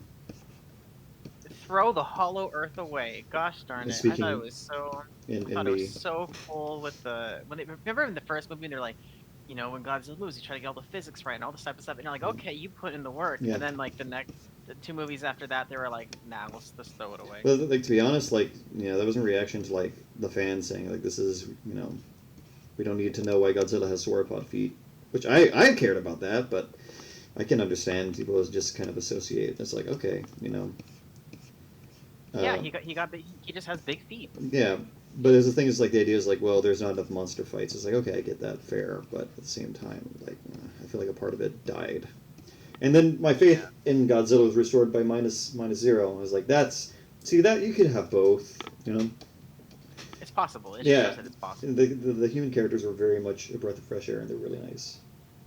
Yeah, movie to make toys, but I'm not even angry that that exists. It's clearly what most films, at least blockbuster monster verse film, like verse films, are. At the end of the day, it's product placement. I'm not even angry at that. That's literally what it is. Yeah. Mm-hmm.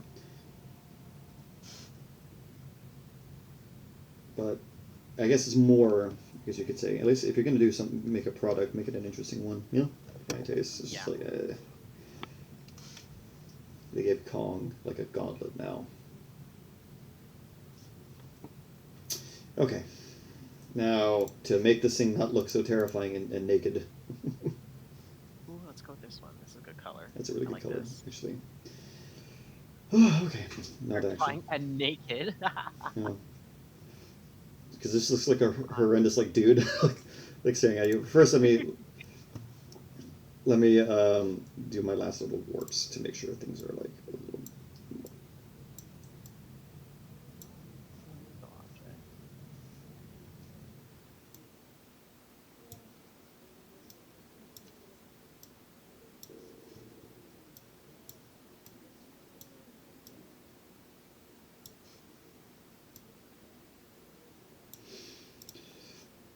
Okay, now I'm going to start adding in colors. And I'm going to do this one a little differently. Instead of kind of going in like different layers, I'm going to kind of do this all, combining it.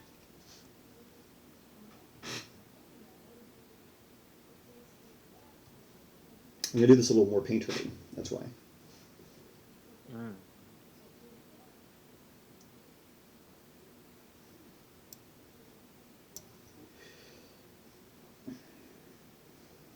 That seems to be the blue. There you go, Alex. Ooh, that looks looking good, man. Rui says, "Can I tell you a secret to making my seasons for your shows?" Yeah, go ahead if you want to.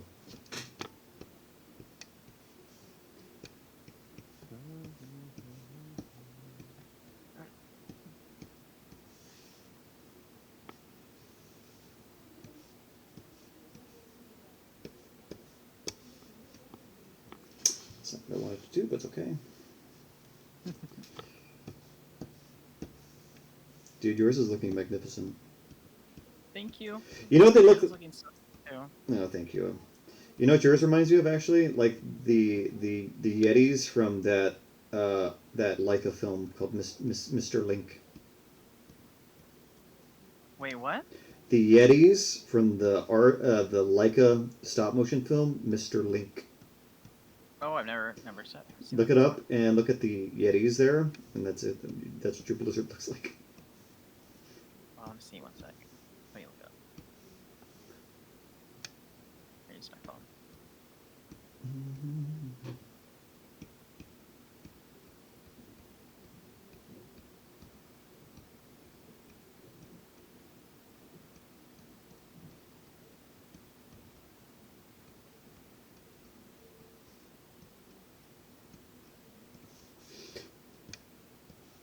Man, I need to practice my apes more.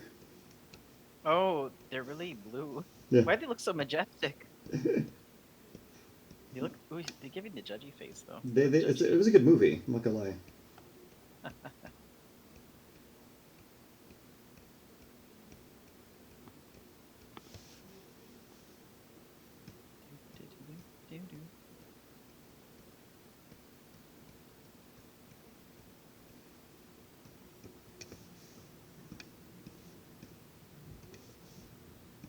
Oh my gosh, I'll have to talk to you later about that. But that Josh Smith thing is blowing up right now. So we'll talk later about it. Yeah, because it's interesting. It's tea. This is tea. Ooh, okay. Yeah. It's cheese now. Yes. Okay.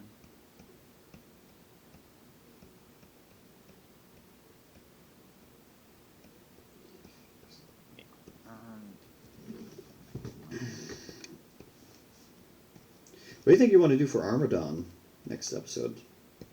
I don't even know what Armadon is. He's like a big ceratopsian, like spikes and horns. He's like if you took an ankylosaur and a ceratopsian and combined them.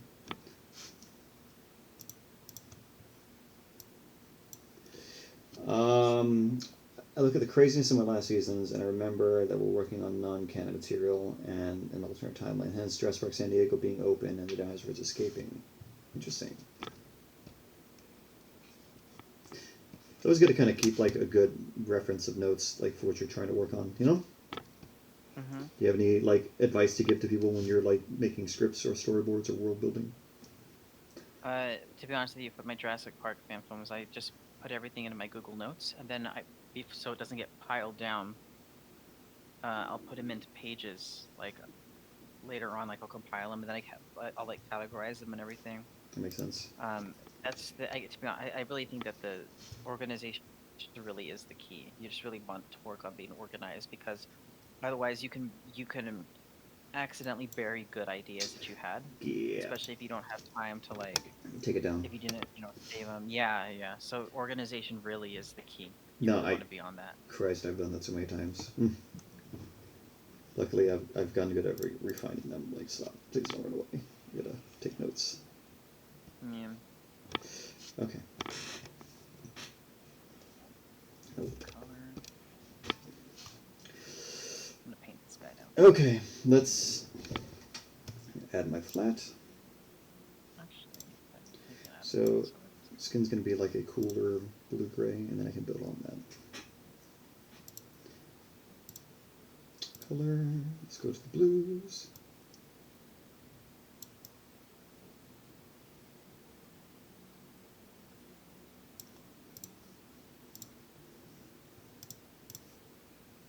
Nice. Okay, I'm gonna get back to this handsome lad right here.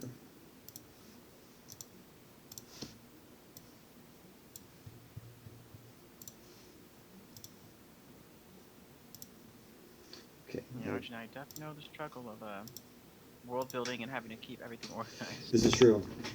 This is really true. Okay, so I got this guy kind of laid in. Now I'm just going to start bringing into more of the tones of the creature. And I'm going to keep my reference out. And I'm going to start... Thug life, man. Yep, I'm going to be doing the thing.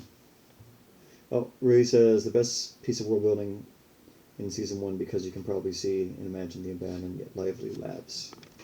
It's like the engine labs. Yeah, I get that. That reminds me of the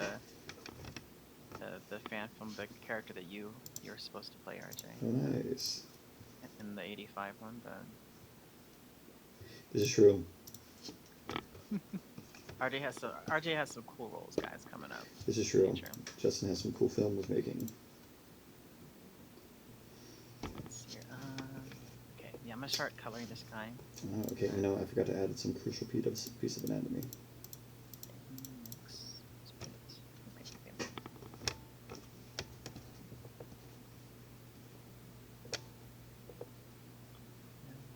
Okay, I'm getting hungry.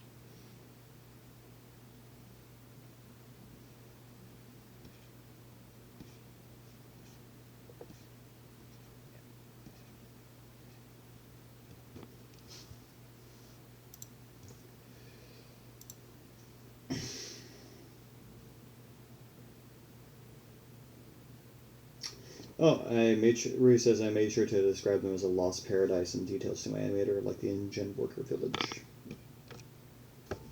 Nice, nice. That's gonna be cool. I think that's gonna be really rad. Let's see here.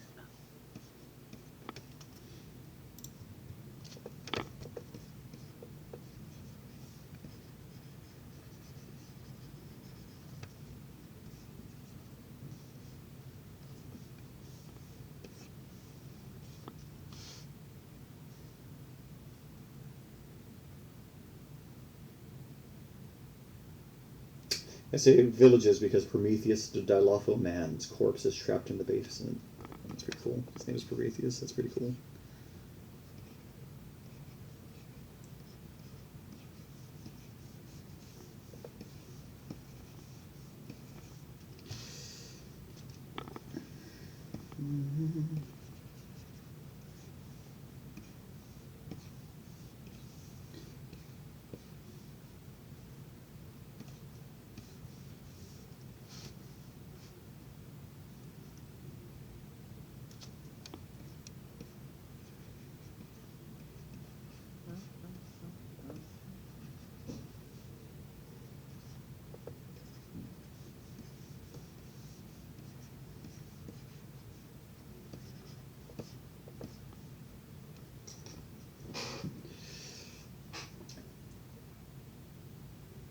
where he says, like, imagine Trespasser, but like Chaos Effect. That'd be kind of cool.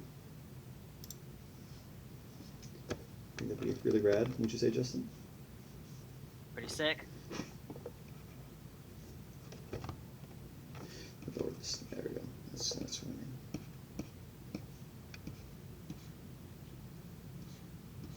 Color spray.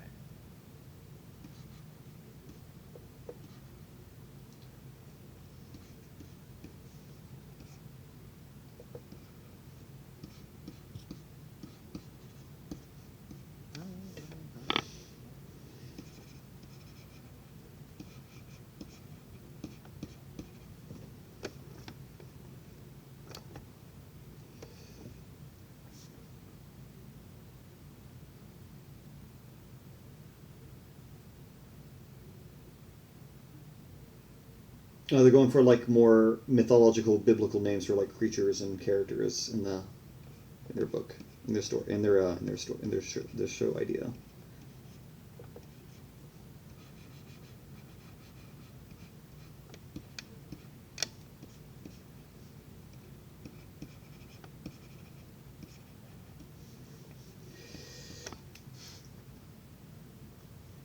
I think that's gonna be cool. I think it's gonna got the makings of a cool series.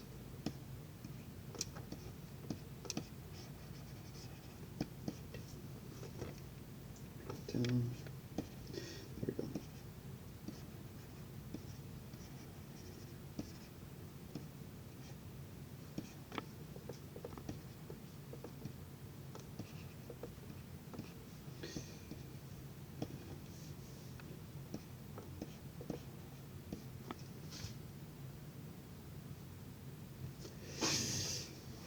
Okay.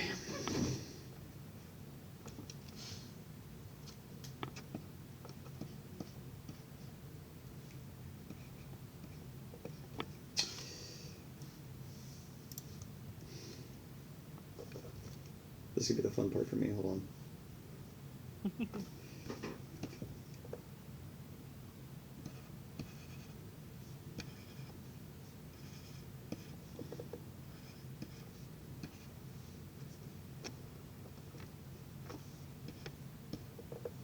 Actually, trying something a little bit different here.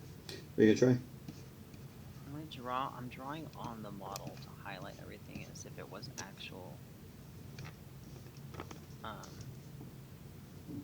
like a drawing.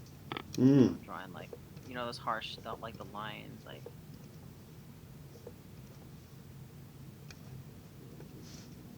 I like stylized again. I just like kind of push my boundaries.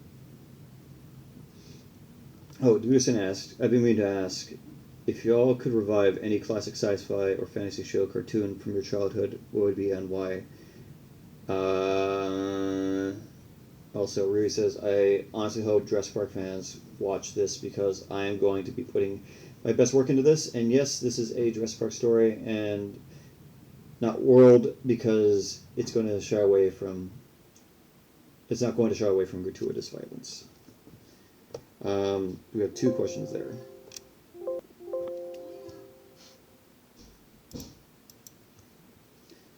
What would be something that you would revive, RJ? Revive? I think. Yeah.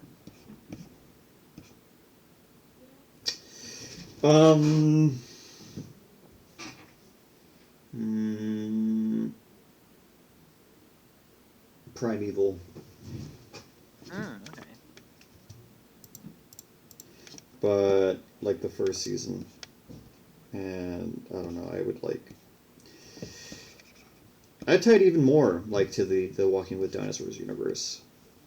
I know it's funny to say that there's a universe, but they did have cameos from like characters and creatures, which is kind of cool. They had Narja Marvin show up in an episode.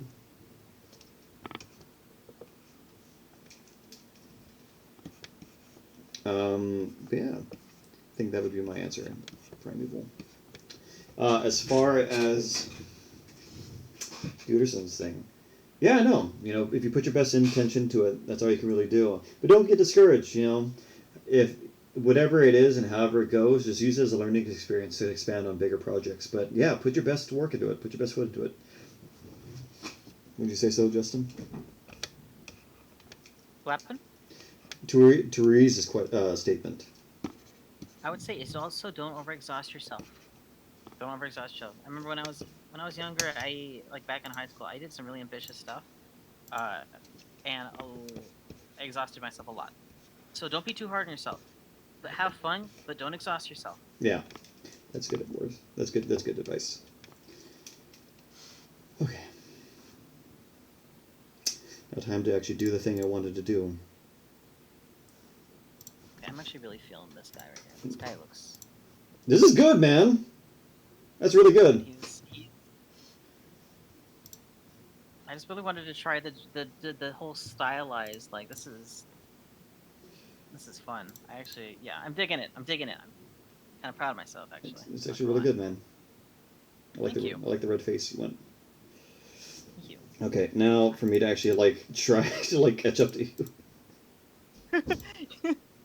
I'm for once I'm ahead. I know. The mighty Justin has bested me. Okay, cool. If you guys didn't know this, guys, it's because I barely ever when we do RJ and I do these, I barely ever get to painting. It'll be like a really not painted thing. No, don't worry. Yeah, exactly. All right, cool. Now I'm going to be doing the actual thing and putting in his hair. Now, don't worry, I'm just blocking in the hair.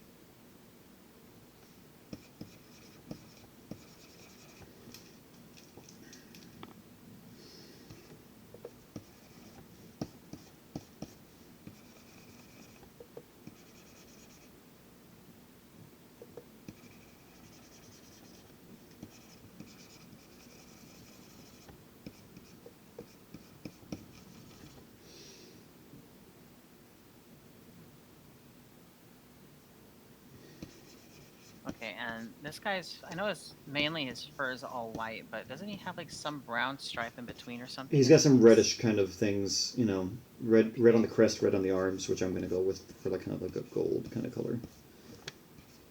Okay, I just want to make sure. I've not started his hair yet. His luscious locks.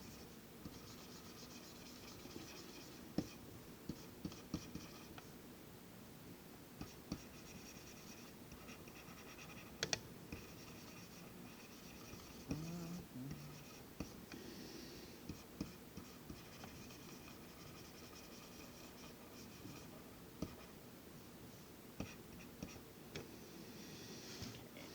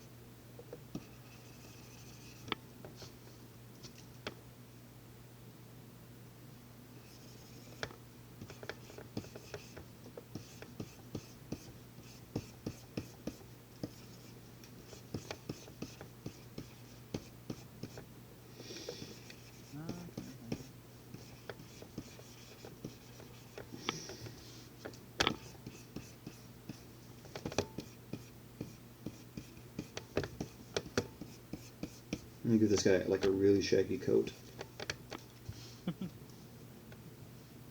He's adapted for the cold. Yeah. Yeah. Wanted to be protected. Mm-hmm.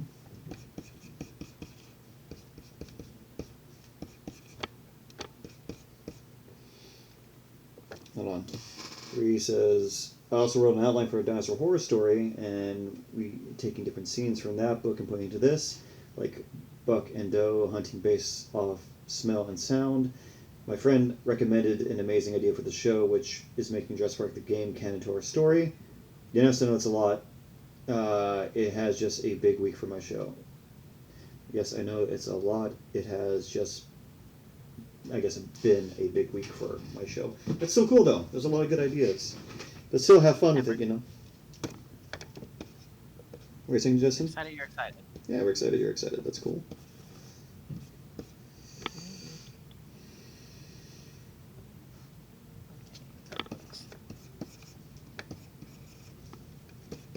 You got a slick back monkey here. Nice. Okay, now I'm going to be adding the important parts of this.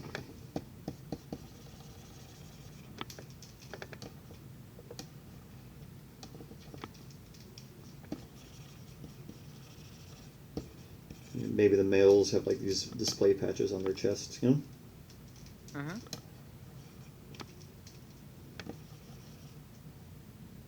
Maybe not so much that high. I'd be like, there we go.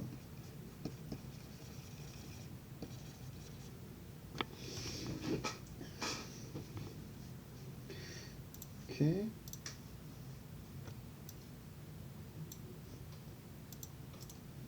Merge this, and then I'm going to do this.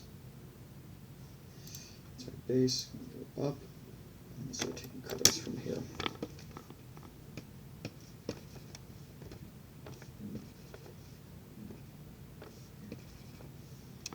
I saw some orangey reds in there. Of course, I'm going to get that blue.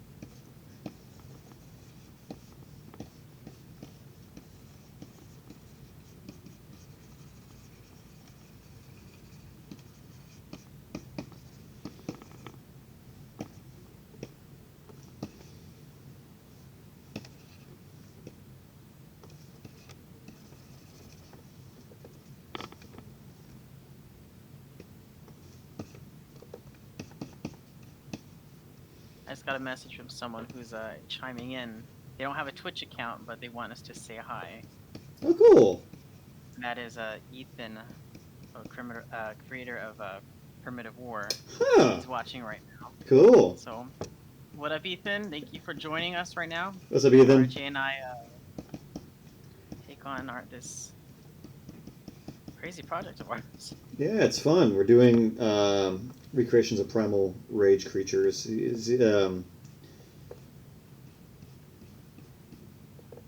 knows about the streams, right? The what? He knows the premise of the streams, right? If not, He's enjoy. Hmm? I didn't hear what you said. Oh no, I'm saying he knows the premise of the streams, right? Oh yeah, I think so. Yeah. If not, that's I don't mind giving a once over. Yeah, pretty much we're just doing recreations, or I should say, our interpretations. And it's like kind of like a creature design visitive series of like various projects. Our first inaugural season was the dinosaurs from the hybrid creatures, the monstrosities from Primal Rage. Primal Rage. From my God, see, this is how much I'm on Primal Rage right now. From the Chaos Effect line. Which was super fun. That was a wild ride. It was fun. I loved it. I loved to remember it. Also, this guy is actually looking like something now. See, like, no, you're right. You're right, Justin. Trust the process. You know? You really have to. You really have to trust your process, RJ. Trust it. What do you think? Do you see? Ethan's watching you right now. He wants to make sure you're trusting the process. I like it. I like it. Okay. I'm gonna be honest with you though. Yours looks scary. Yours is scary, man. Like I would not want to come across that at the mall. I wouldn't want to come across that at the theaters. That is a no from me, Chief. You know, it's funny. That's like one of my like. It's kind of. I guess I'm putting a little bit of my subliminal fear in there. Are you scared of monkeys? Not so much that, but like large apes when they look, like chimpanzees. I love them. Don't get me wrong; they were like one of my favorite animals of all time. But I am like, it's like when they look at you and they're like, I see the eyes of like kind of like The eyes of our origins. exactly looking me in my face. The mutual ground. Like, why are you here, and why am I there? Exactly. I'm like, this is true. Hold on, let me do this, and put the space down here, and then turn that off, and then merge this. That's what we're doing. There we go. Perfect. I like this one. Gonna give this guy some purple nips. Yeah, go for that. He said wait for a minute, and it's like, bam, he's got hair. Yes, he had a major growth spurt. Puberty hit him hard. Actually, I do like this kind of gold brown kind of coming back in. It's pretty nice.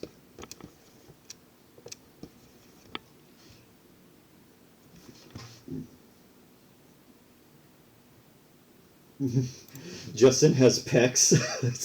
That's what they know. That's what chat noticed about yours. Yours is like extremely handsome for some reason.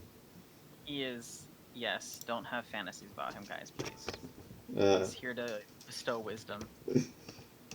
See, yeah, I'm not gonna tell you. No, go ahead. Write your fanfics. Yeah, don't. Please, don't. No. Okay, fine. Okay, Don't do that. Terrified. Write your wisdoms. Okay, come on. There we go. I just like that style. It's kind of like the I don't know, I just wanted to try that. Was it the multiverse? You know, the Spider-Man one. Oh. Everything's kind of drawn. Yeah. That's what I kind of wanted to try. It looks good, man. I think you did. I think you did good. Actually, I'm very kind of happy with like the textures I'm getting like right now. We pushed ourselves again, and look at us, doing great. But I'm not quite done yet. So like this is just kind of me. Like I said, I did want to go more painterly this kind of time, Mm-hmm. Or something a little less kind of like.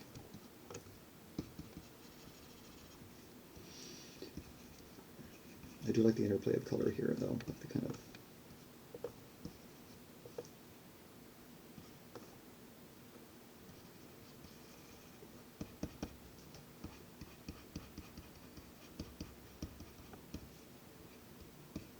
Looks like hair is going to come actually here. There we go. Go up.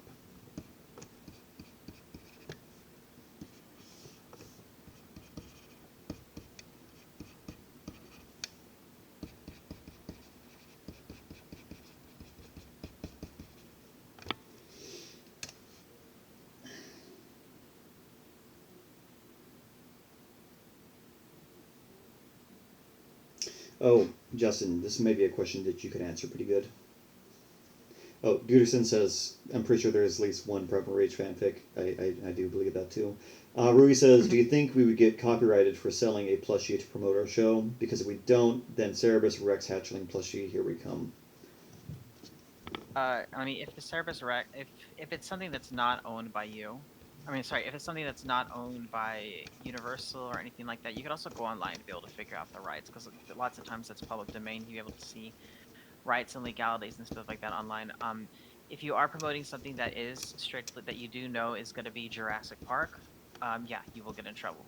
And by that I mean like if it's 100% related. So like if you have the name Jurassic Park in whatever you're working on, if you have copyrighted characters and you're including it, and then you're trying to sell a product that's like related to it, yeah, you can definitely get in trouble. So if I would just tread really lightly. But definitely look up, because also some things, the rights are expired and do not exist anymore. So you do have to do a little bit of googling. You have to you have to look up things a little bit. I would definitely recommend taking the time out of your day to really look up stuff like that, so you're not venturing into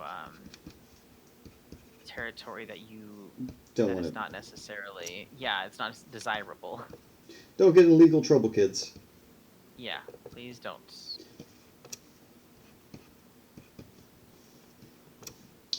Okay. Nice. Okay.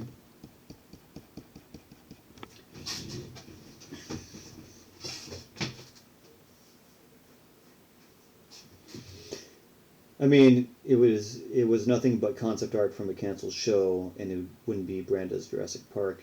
Uh, The thing is, they'll still keep the rights for stuff like that, especially if it's under the name. yeah, Um, just in case they recycle in the future. So that's why there's a lot of trademarks and copyrights, because they want to make sure that they have their hands on it, even if it's not used anymore, or if it was for something that was canceled.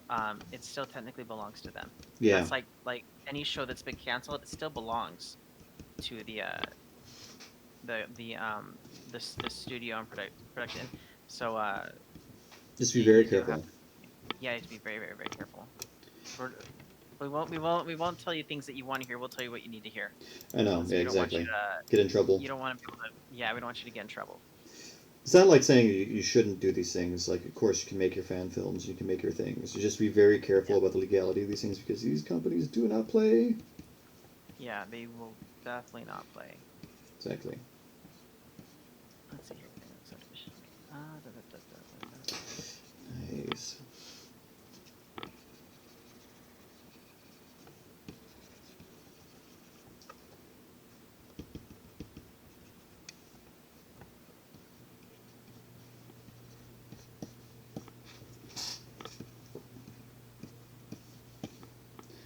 Look at me actually painting like I know what I'm doing. Because you do. Remember, we talked about this. I know. I know. We know what we're doing. We know what we're doing. You know, I do like this pattern though on his body. Let's see. I want to see the patterns. Yeah, yeah, he still looks scary. I still am scared of him. You know, that used to be why I was so, when I did go to Disneyland like years ago. I used to be scared of the Matterhorn because I was scared of the Yeti. I don't blame you. It is pretty terrifying. Yeah. Man, I used to be scared of everything as a kid. It's okay, man. It's crazy. Now I'm like, let's do it.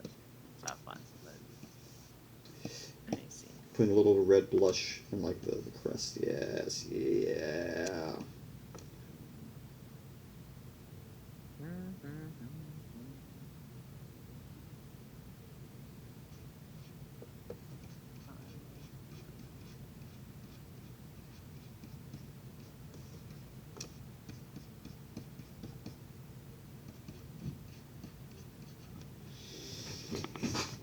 Okay. It's not done just yet, though. Let me get to the. Never is it? No, We're never done. we are never done. Just do this, add that, and then this, and then merge that. Yeah, there we go.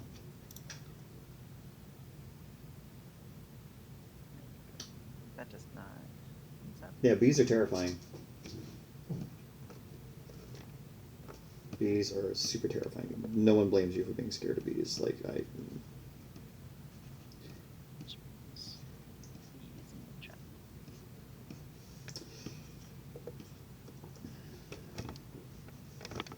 Yeah, bees are no joke.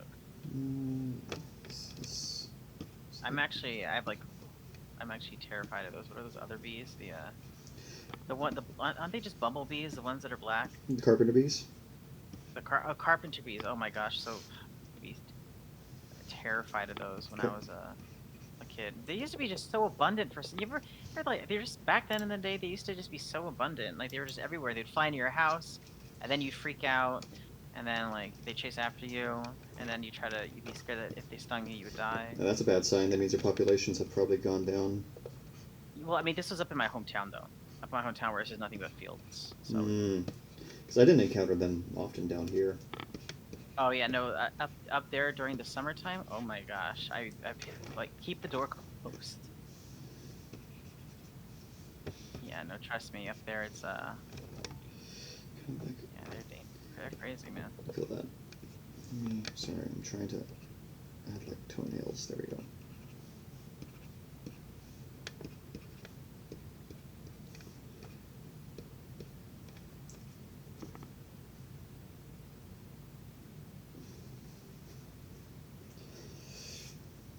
Oh, that was interesting.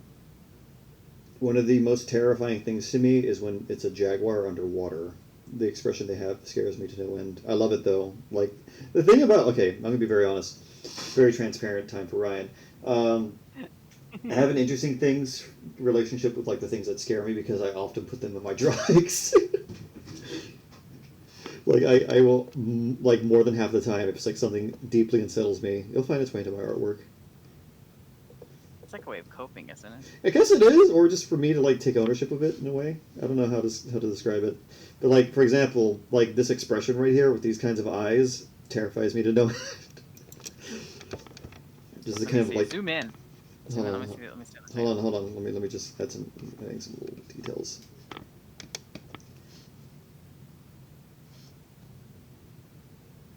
The abominable.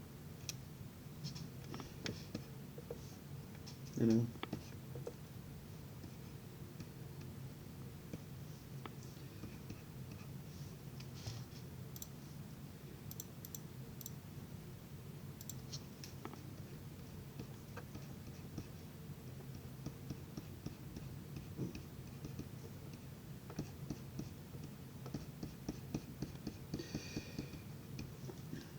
Let's get this down as pencil. Why not?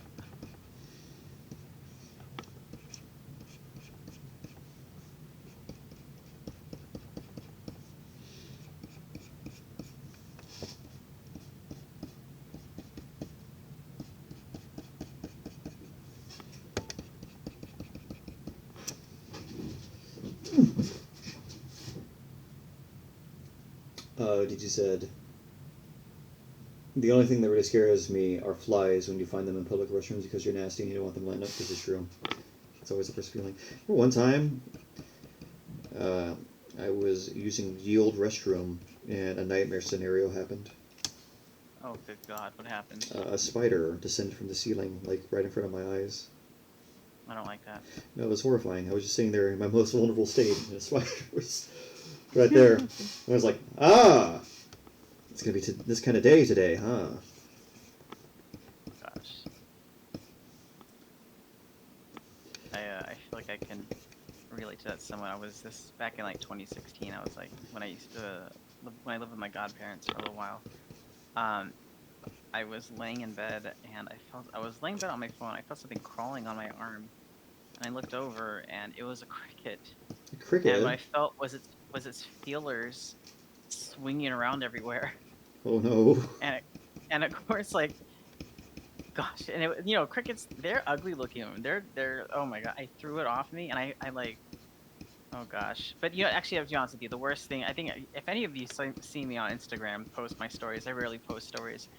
But if you guys remember the one story I posted where there was a cockroach in my apartment, and it was one of those really, really, really big ones that are like the size of the palm of your hand, and it was the worst thing ever. And I got the glue traps, and I was basically I was putting the glue traps together and just throwing it at the cockroach and hoping that at least one of them was that it was gonna go in. And at one point, I waited. I'm like, yes, just smell the roach, smell it, or smell the trap, and it went in there, and I had to like use a broom, and it was horrible. It was absolutely horrible. Because if you guys don't know this, I have a horrendous fear of insects and all things with more than necessary amount of legs. I just feel like it's very, very horrid and very, very unpolitical of them. And so I had to oh gosh, I remember I just wrapped it up in a bag and I put the bag inside another bag, so it was bagception. And I hurried and ran down to the dumpster in the apartment building below, and I just threw that thing away and just prayed that all of its siblings knew. You build yourself that Skull Island like seawall to keep them out. I almost did, and you know what? I'm pretty sure it came in like through the window and like under the door because there's no way there's no way that a cockroach that big could Oh, just crawl up Tedison and like says, eat I the door. remember that. Yeah, this. Gosh, exactly. How inconsiderate them to have multiple limbs. The sheer audacity. How extra.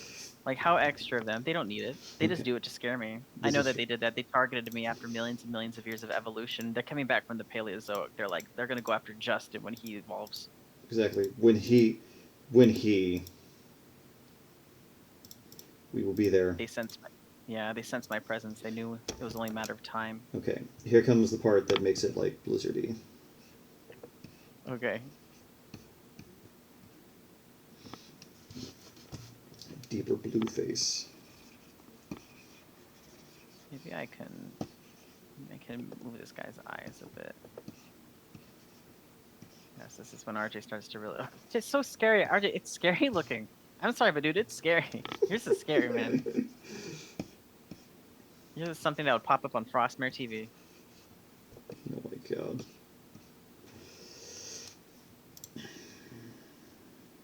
Oh, that's even more terrifying when it goes flesh colored. That's actually kind of rad. Yours literally is the abominable snowman. What does this mean for me and dragons? Okay, well, you know what? Dragons are okay. Dragons are just flying. They're just flying dinosaurs. That's really what they are. Spiders and cockroaches, on the other hand, they look gross. They're gross underneath. They just look gross. I don't like their exoskeletons. I don't like anything about them. And I know that we're supposed to like not bother them, and like we can just how is it that you just pick them up and put them outside? Yeah, no. If they're in my apartment, they're dying. I'm ending their life. Well, there you have it, folks. Justin, not a big fan of roaches and other. Definitely not. Okay, I moved this guy's eyes, so now he's just looking at you like.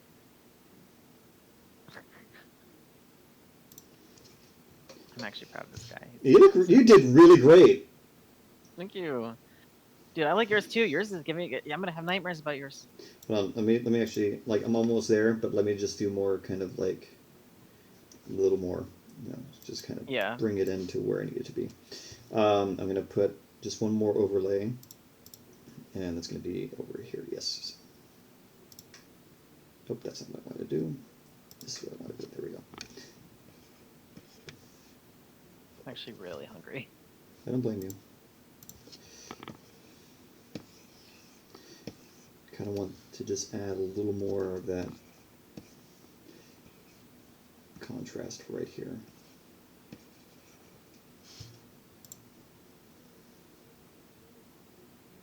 I wouldn't survive a day where you yeah, probably wouldn't. Probably wouldn't. It's fine. I'm not big. I'm not big on bugs. I ran into a lot of I've ran into a lot of scary animals in my day, but geez, bugs no. This is true. Yeah, I'm gonna say this guy's officially done. This is true. Justin, World Explorer Adventure Man.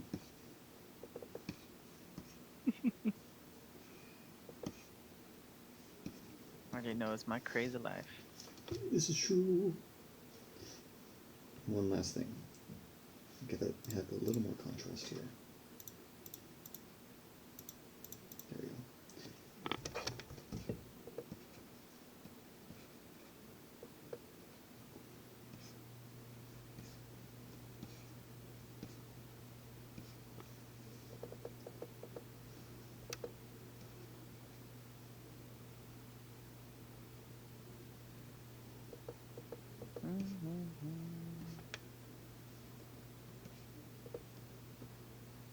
Yeah, this guy's definitely. Is that done? I will not pressure myself anymore. Ooh, we did good today.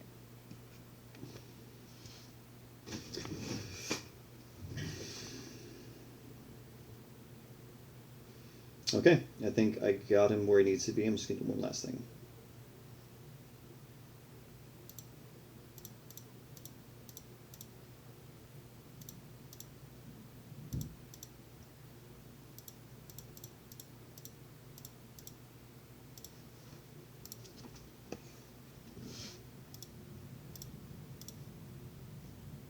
Actually, might be inspired to add one more little quick thing. Oh. Give me 1 second. Hold on. It was a definition of an cessation. This is Colonel. Thank you. Let me do one last thing before I call this this gent done. Same. I had one quick idea. Actually, let me knock this down. Shit. Oh shoot! Sorry, said the wrong word. What'd you say? Nothing. Did you say a naughty word? When do I not? Yeah. It's okay. Okay, we're not monetized. I know, right? Let's go refresh. Okay, I'm gonna do.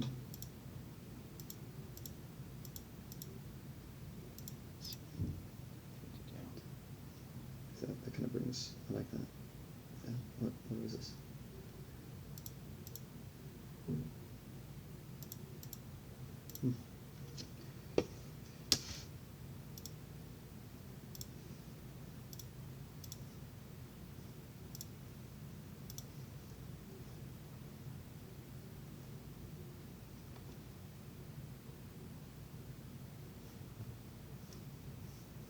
Just want to see if this will look good at all. Maybe it will, maybe it won't.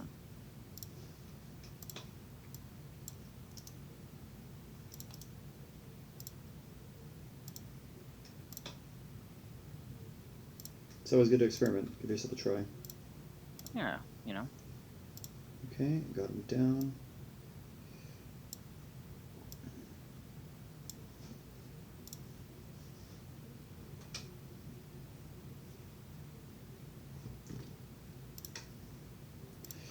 Just gonna give it a dusting, a little more contrast. It's always good to go with like a big brush over. You can be surprised what you can get out of it, you know? Mm-hmm.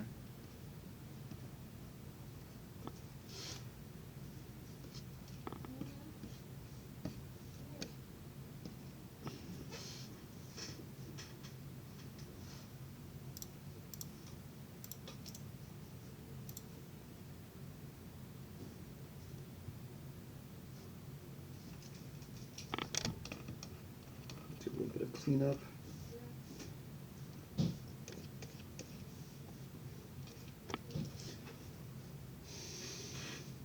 Oh.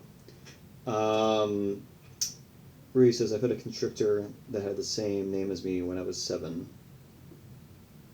And whereas all the others were scared to touch the dead rat, I also got locked outside while feeding tortoises.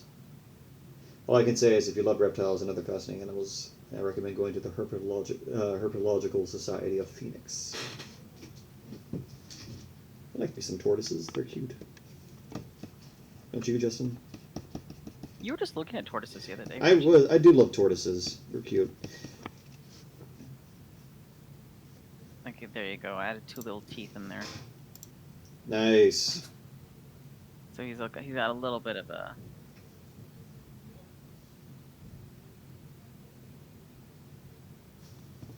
Something, I guess. Let me do this. That. I'm gonna add some blue to harmonize the colors more.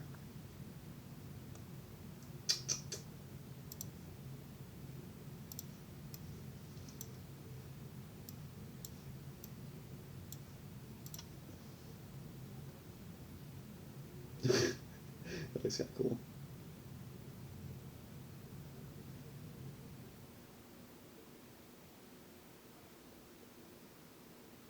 Yes. Okay, I am done. That's it. I'm not touching it anymore. It's done. I'm doing like the cool kaleidoscope color thing. Heck yeah.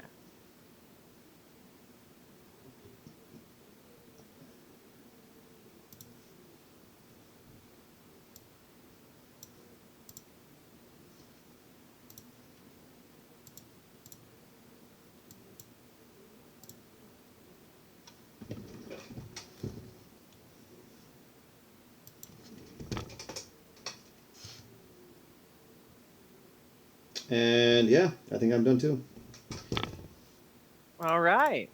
There we have it, folks. We did it. Let me turn this on.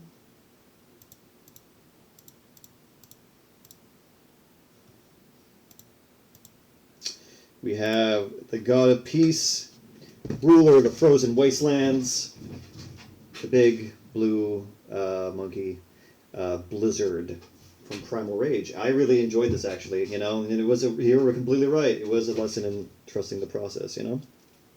It was really fun, especially just because it's it's something that we don't plan these in advance. Everybody, like, we don't really plan the designs. We'll keep it in mind, just kind of roll it around, but we don't actually do sketches or plan in advance. So to be able for us to be able to just go for it, and then just see what we create has been and to trust the process, like RJ said, be able to trust the process, trust ourselves that we're going to be able to make something.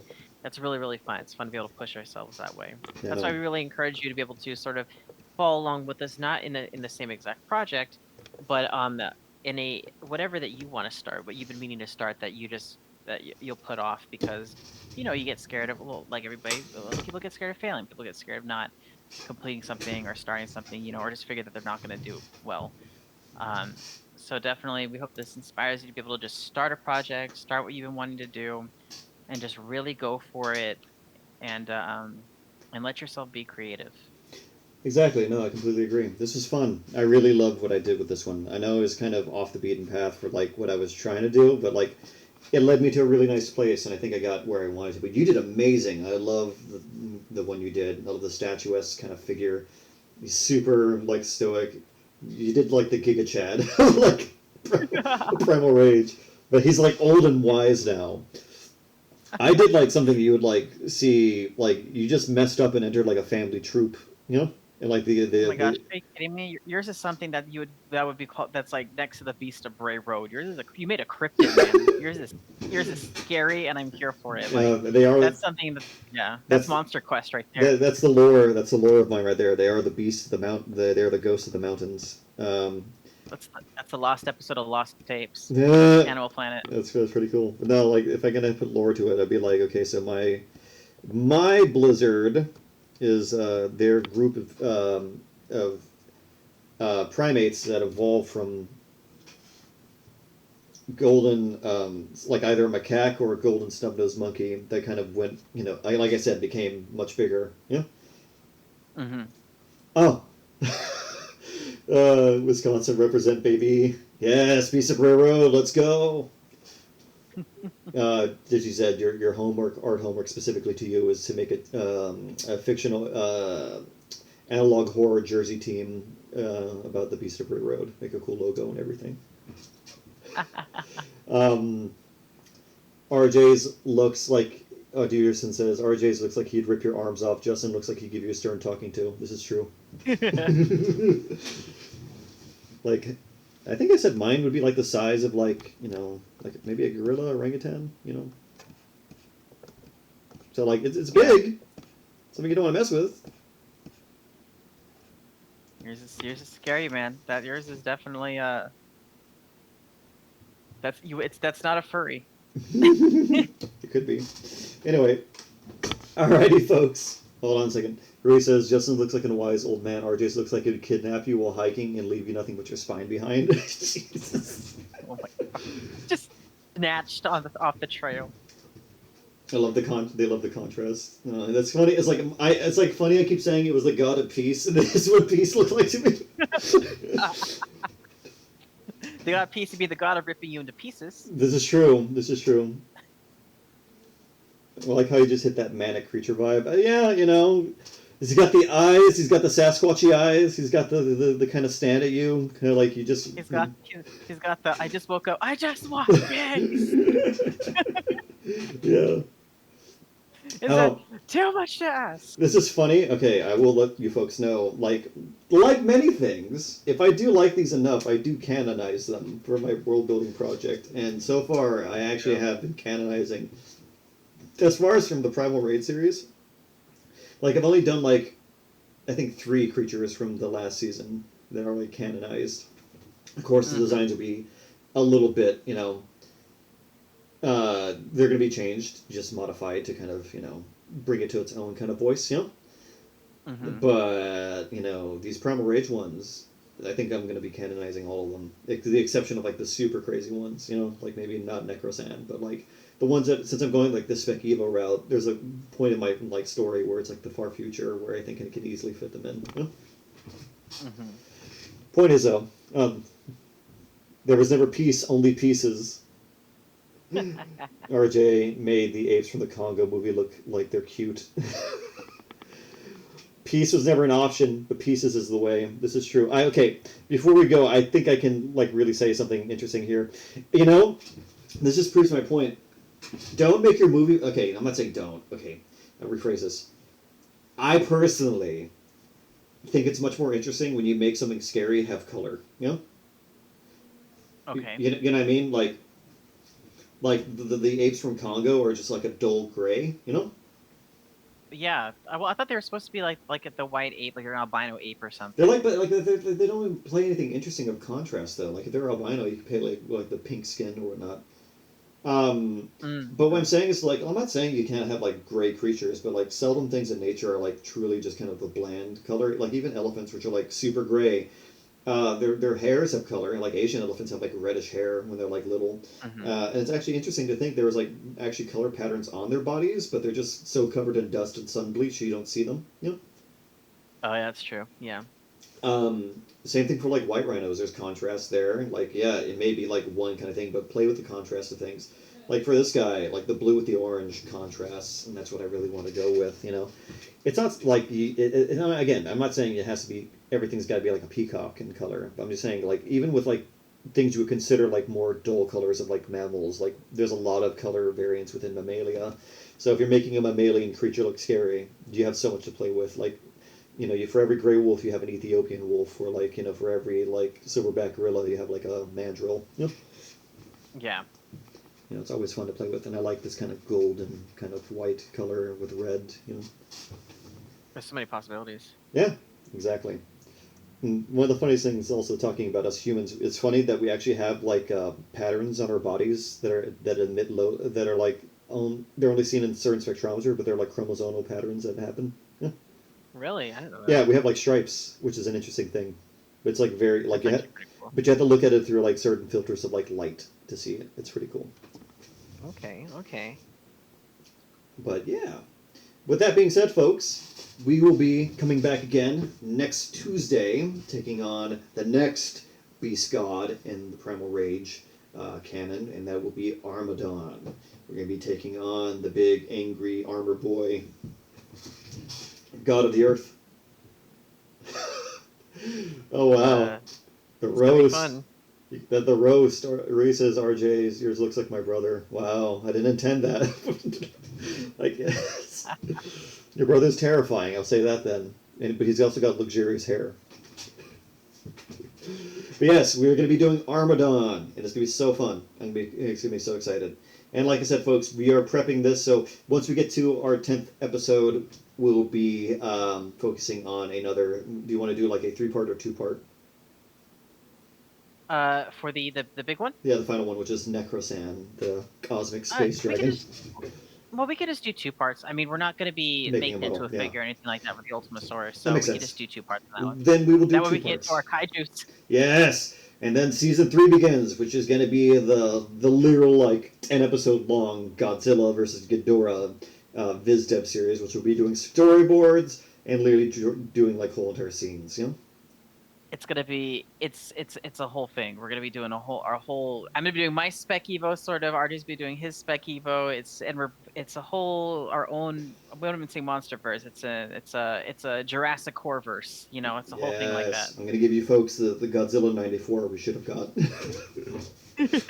That's my mission with this one. It's gonna be super fun. So, Really with that excited. being said, though, I think it's going to be kind of cool to, like, share ideas and kind of go over the concepts we had and kind of, like, work together to ideate to bring them to a better place, Yeah, it's gonna be interesting. Because I had some cool ideas that, you might want to consider for your Ghidorah if you're going to be teaming up, Dude, heck yeah, I'm here for it. Well, anyway, folks, have a great evening, day, night, wherever you are in the world.